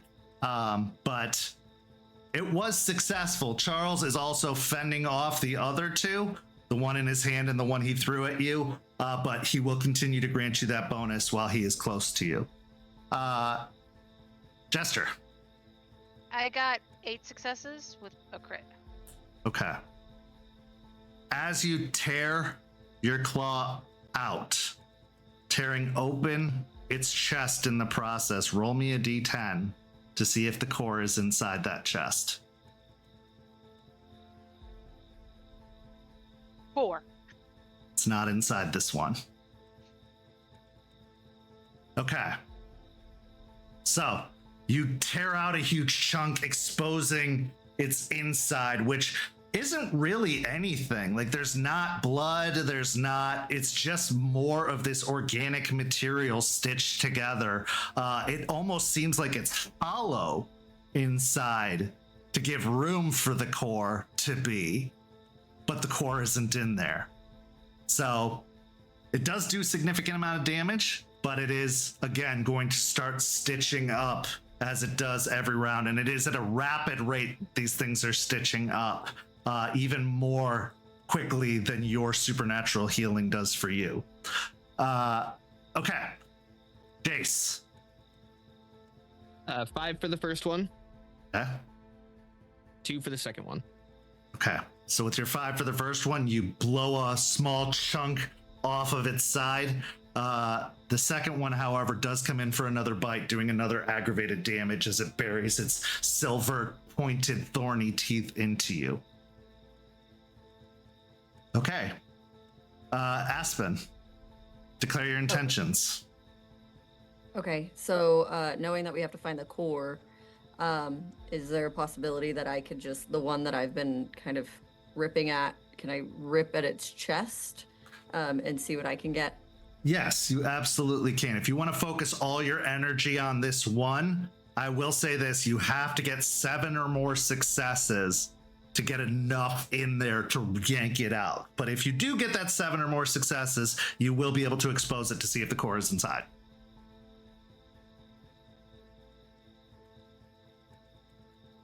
Jester.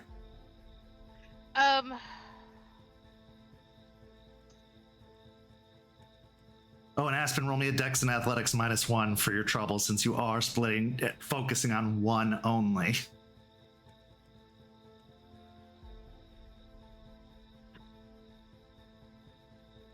Okay.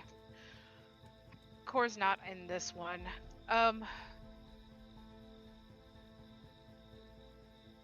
there any like jagged edges of the car poking up that I can impale this wolf on? The car is a ruined mess on the front end. It totaled as it hit this thing.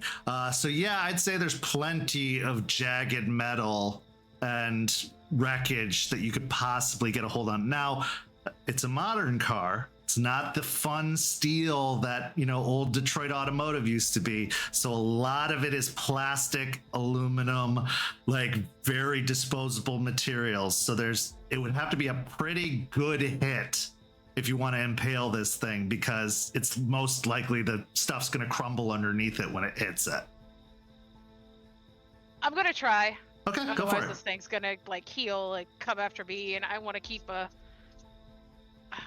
out. Yeah, give me a strength and brawl. Okay. Jace, you are not able to fire this round. What's your intention? With the current circumstances, going to heal again. Rage is good, but current health and the way things are going, he's going to reluctantly shift into Krynos. Okay. I will say the gun is useless if you shift into Krynos, just because your fingers are too big for a little human-sized trigger like that. You could use it possibly as a bashing weapon if you wanted to, but overall it's not going to be able to be firearms anymore for you.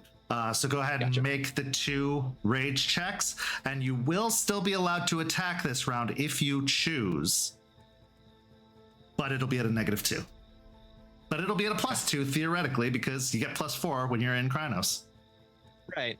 I did pass both for the rage tests. Yeah, sure. Why not? I'll try and hit one as they come up. Give me a strength and brawl, and then a dexterity and athletics -1. Don't forget those bonus die also include 2 dexterity and athletics, because you're much more dexterous and strong now. Aspen, what'd you get? Okay, so I spent a willpower and I got 8 with a crit, but I didn't realize that I also have a brutal. Okay, so tearing open the entire hide of this creature, roll me a d10 and tell me what you get. I will let you re-roll on a 4 because the 4 was already rolled. I got a 6. It is not inside this one. And then I rolled absolute 0 for my dex. Okay. Take an aggravated point of damage as one bites down on you. The other one is useless and unable to do anything. But yeah, take an aggravated. Jester. I spent a willpower as well. I got 9 with a crit. 9 with a crit. Okay, so as you pull this slowly regenerating or pretty rapidly regenerating creature out of the dirt, you swing it and drive it down onto the car. The car lets out an unholy sound of metal crunching even further. However, you do see some of the framework of the car dabbed through it and sticking out the other side. It is pinned for 1 round and unable to attack, so it will not be able to do anything next round. You are free to move and assist, to target another one, whatever you want. This one is out of action for the next round. Okay. What is your intention? Where are you aiming after this? That since you've done that. Jace. I'm going Jace, to help okay. Jace, the 2 on Jace. Cool. Okay. Jace, speaking of, you are now in Krynos. You have decided to attack one. What is your... How'd you do? First one was a 6 to hit, and then for the dex, I got a 4. Good enough. 6 to hit. You feeling this renewed strength in your transition, sick of getting bit by these fucking things, smash it with a paw, sending it knocked off to the side. Maybe it's probably the one that just bit you, just goes sprawling as you strike it. The other one, you are just barely enough able to dodge out of the way as it tries to bite, and you even feel, I guess what would be its jaws or lips, if it had them. You feel it scrape against you, but not enough to do any kind of damage. Just sloughs. It was so close to biting. Okay, next round. Let's declare some intentions. Aspen. Okay. I am going, knowing that that's not the one, this time I'm gonna split my pool to kind of keep them so I can get in a good position to go for the other one next time. So I'm kind of just keeping them at bay, so I'm gonna split. Okay. So splitting your pool. Again, Charles is still there fighting off the other ones. He's basically doing like Spirit of the Fray to hit everyone he can as much as possible. So take your +2 dice to each roll as he's striking at them. Now, I will say to expose any cores, you have to only focus on one. This goes for everybody. You have to only focus on one if you're trying to expose. There's too much going on with multiple opponents. Even if you get, I don't care, 10 successes, you're not going to be able to expose a core because you're not being able to focus your efforts. Okay. Jester. I'm going to attack one of the ones on Jace. Okay. You know what? I'll risk it. I'm going for a spear. I'm going to just try to like stab it. I'm going to leap, not like hare's leap or anything, but like kind of leap and pounce to where I can get a good shot, like straight through its back to try to just like jab the entire spear through its middle, like to where I think the core is. Okay, give me your strength in melee. You are at a -2 because it will still be a called shot. -2 dice, not -2 successes. But yeah, you make the leap. Jace, now you only have to worry about one at the moment, unless you decide to deal with it. Yes, Jester. Also doing Raging Strike. Isn't Raging Strike melee only? Or brawl only? Let me check real quick, but I could have swore it was... If it isn't, you can go for it, but I'm pretty sure it's set on any brawl attack. But check. You can check, and if it isn't, I'm wrong, and you can go ahead and do it. Jace, what's your intention? The 2 wolves are still like relatively close to me, and I Yeah, but see Jester's Jester getting running up. Yeah, yep. Okay. I'm gonna assist Jester. I'm gonna try to grapple the one that she is going after, regardless of whatever that wolf is doing. Just try to help her pin it down. Okay. Yeah, then give me a strength and brawl and a dex and athletics -1. Aspen, what'd you get? So 4 for one of them and 3 for the other. Okay. So the one of them you're able to fend off. The other one does get in and bite for 1 aggravated damage as it gets its teeth in you. Jester. It does look like it is brawl. Yeah, I thought it was on the next brawl attack. Okay. Then I will not use Raging Strike and I will just roll. Good to know if you want to expose a core, though, with your hand instead of the spear. Right.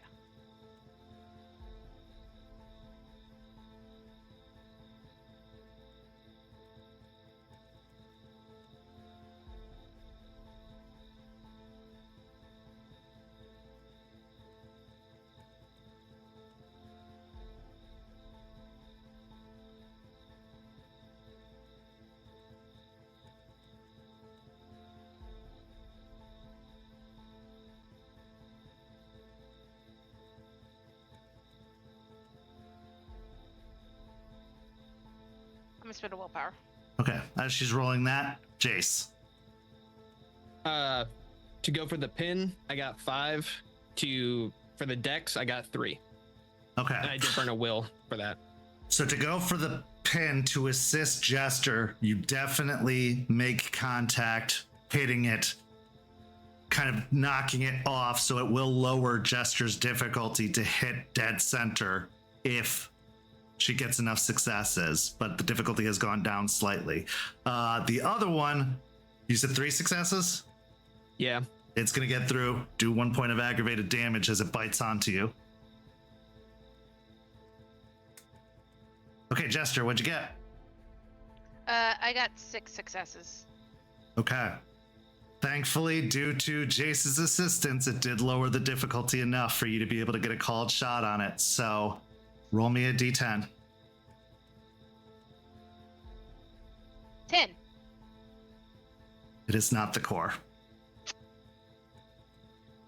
So as you drive the spear into it, lowering it down to 8 uses now as you feel some of the metal burn away, it too burns. It still takes some significant damage with the contact of the iron hitting it, but not enough to destroy the entirety of it. Okay. Next round, let's declare some intentions. Aspen. Okay, I will regen an ag, and then I'm going to go full force to the other one that I didn't try to rip. Okay. All right, so give me a full strength and brawl +2. But also I need a dex and athletics -1, because even though you did do a big significant chunk of damage, it is healing up and it is going to bite you again. Jester.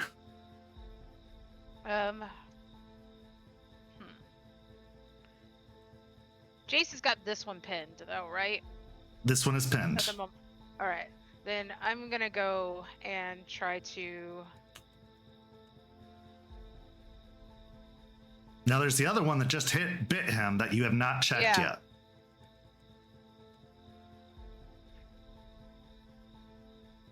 Yeah, I'm gonna go after that one, and I will try to actually just go for ripping out the chest, looking for the core at the moment. Okay. So, Jace. She is turning her attention to the one that bit you. You still have the one that she just stabbed through with the spear in front of you.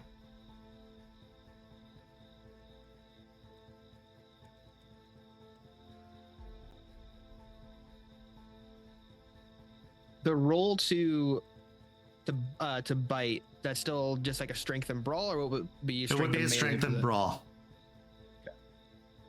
Yeah, I'm gonna take a bite out of this. Okay. Aspen, what'd you get? So I got another 8 with a crit, and then a 1 for my dex. Okay. So 8 with a crit is enough to tear out the chest. Give me a d10 roll.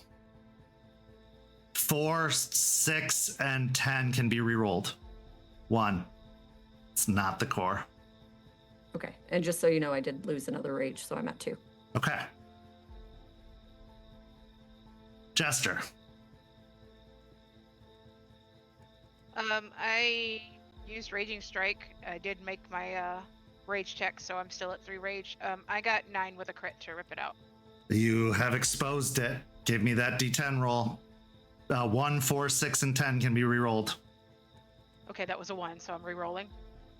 That was a 6, so I'm rerolling. 2. Is not the core. Okay, Jace. I got 5 to bite. Do I need to make a dexterity for? No. She's got the one. You've got the other one. Okay. Yeah. All No, right. it's just 1v1 for you guys. All right. Okay, so what'd you get? A 5. A 5. Okay, so as you bite down on it, your teeth don't sink enough to grab a whole chunk, but you do feel your mouth fill up with that mossy, organic, woody taste, but it also feels rotten at the same time as you bite away. Aspen. Okay, before we get to that, at this point, all of the dogs sink into the ground. And under the ground, you see them all moving back to one point. This is a free round to heal. If you'd like to, you can try to attack them if you want to, but they have cover, they have the advantage of dirt. Also, the D10 rolls will be reset if they reform into one and separate again, because the core will move. So you have a free round now to discuss, to heal, to do whatever, without any attacks happening. I mean, I'm not sure how much discussion can be had since I'm pretty sure all of us are in Krynos at this point. That being said, everybody spend a willpower to stay in Krynos, since there is no damage being done this turn. I'm gonna heal. Yeah, I'm gonna heal as well. Good on rage. Charles, meanwhile, is following the dirt mounds and running towards where the big one is going to inevitably sprout up so that he can make an attack as soon as it's out of the ground. Yeah, I'm going to do this. I'm going to follow him.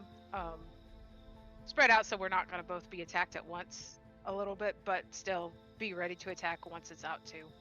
Okay. So Aspen.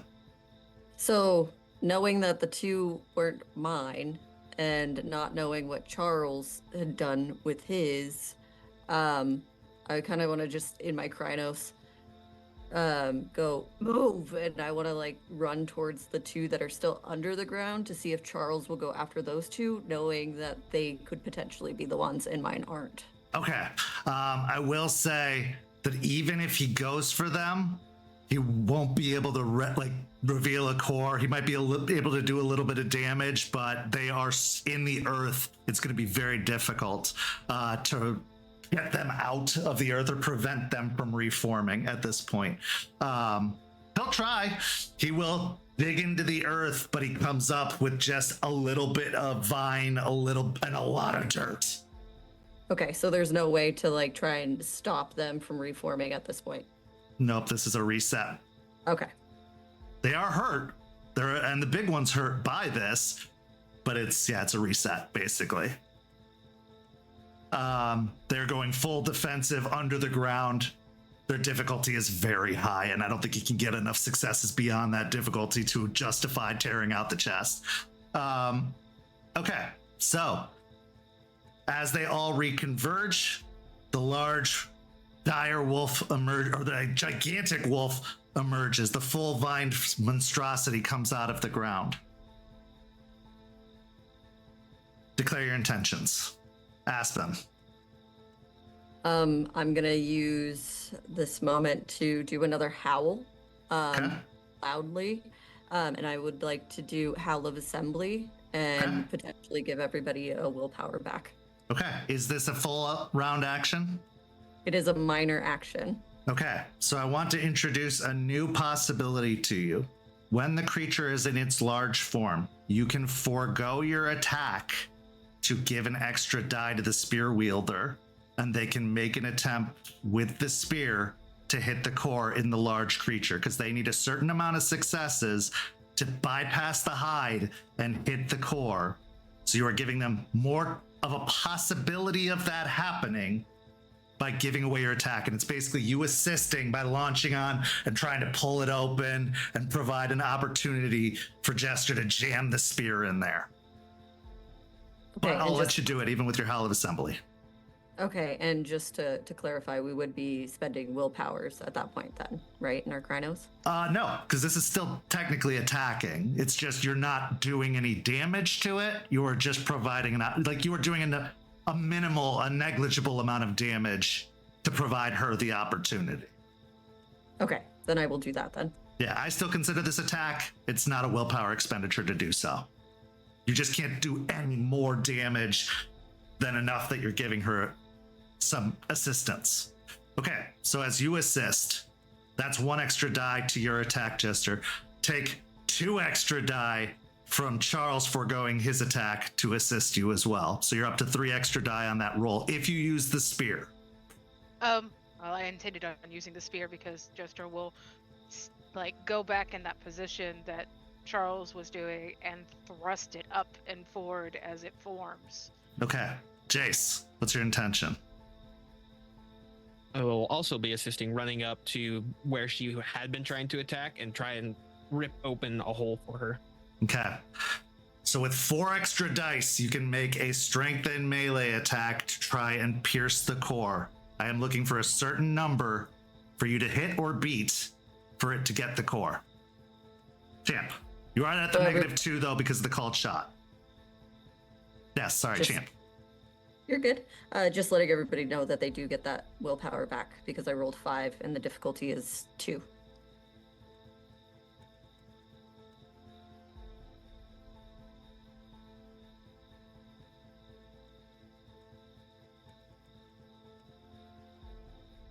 The tension mounts as all of the Guru launch themselves onto the gigantic creature, pulling, rending, tearing, as Jester steadies herself, planting her spear, getting a lot of support on the back foot, and trying to thrust it upward into the creature.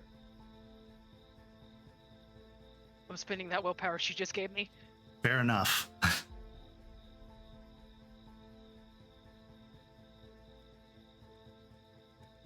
Okay. 1, I got a brutal. Okay. So that's 4 extra successes. Along with 7 other successes. So 11 total successes. Yes. The goal was 10. You plant the spear into the chest, driving it through. Green light comes pouring out of the wound as it pierces through this hard, almost stone-like shape in the center of its core.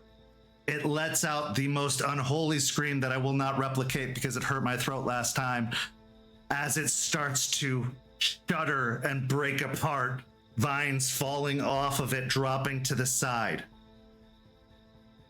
But as one last revenge for its destruction, everybody make me a stamina and resolve roll as yellow spores come bursting from the core, clouding the entire area as it explodes outward. Don't forget you get those extra die though, because it is a physical roll with stamina. If you are in Krynos still, which you all are, so.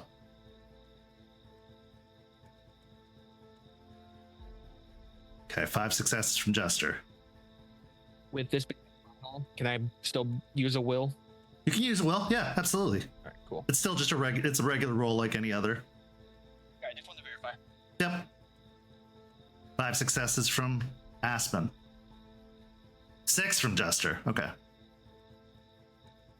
2 from Jace. As the cloud envelops you. Actually, we just got a gift in chat. You can reroll an entire dice pool. So you may reroll that stamina pool.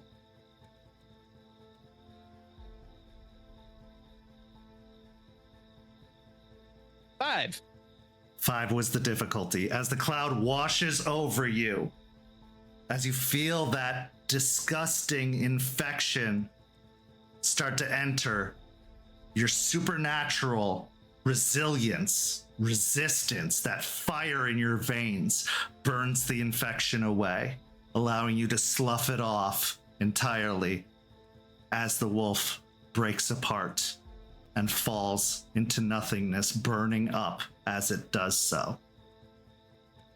Amidst the unholy screech that it gives, you hear layered upon it another scream that sounds human, but louder, almost like a booming human scream that goes with the destruction of the creature. And the glowing green from inside its core dissipates as the spear in its entirety melts away. Combat is over. You have defeated the Vined Monstrosity. And thus, too, ends our story this evening. But not without one last scene. In this scene, we find ourselves at Piney Point. A scream emanates from inside the building, a female scream, as Vanessa storms into the back room. You can see this yellowish, greenish pus, almost like tears rolling down her cheeks as she kicks open a door and walks into a room that is very dark, aside from a specific light that is illuminating a robed figure who awaits nearby. They are busy standing over a table with a variety of implements on a cart next to it. And strapped to the table is a older man, possibly 60 years old. Vanessa says, "They killed it! They killed my pet!" The man doesn't even hesitate or pause. "Doesn't matter. I got what I want." And she says, "What about me? I'm being told now I've got 7 days to close down operations on the plant, and it's going to be closed for over a month." Like I said, it doesn't matter. He grabs a scalpel, but something about the sheen, the reflection of the scalpel shows it to be a dull gray metal. Cold iron. As he touches it, nothing happens as he lifts it up. But as he brings it closer to the man strapped to the table, they start to panic in fear. "Do you swear yourself to him, the destroyer, the one and only?"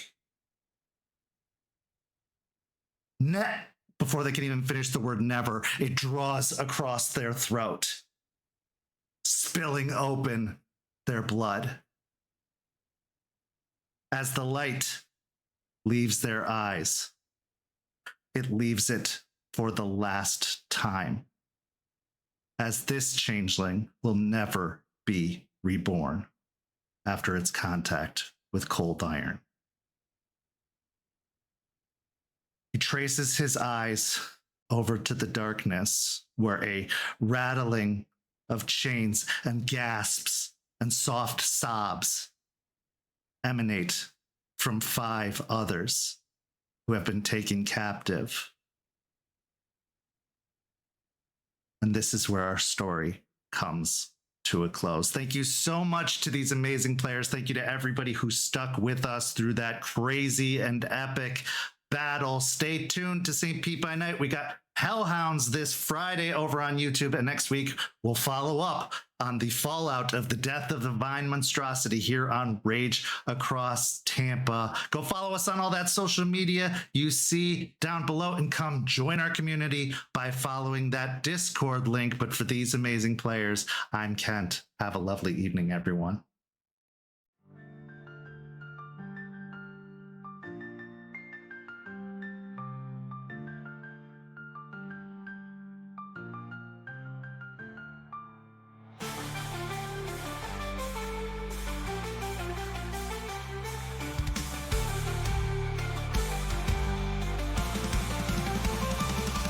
So how with the path, let the night be our guide. In battles of honor, we shall never hide.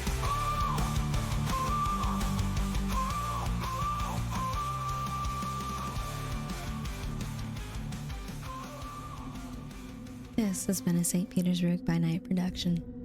Rage Across Tampa is produced in agreement with the World of Darkness and Dark Pack. The storyteller for Rage Across Tampa is Kent. Tonight's characters were voiced by Preston, Champ, Noree, and Weiss.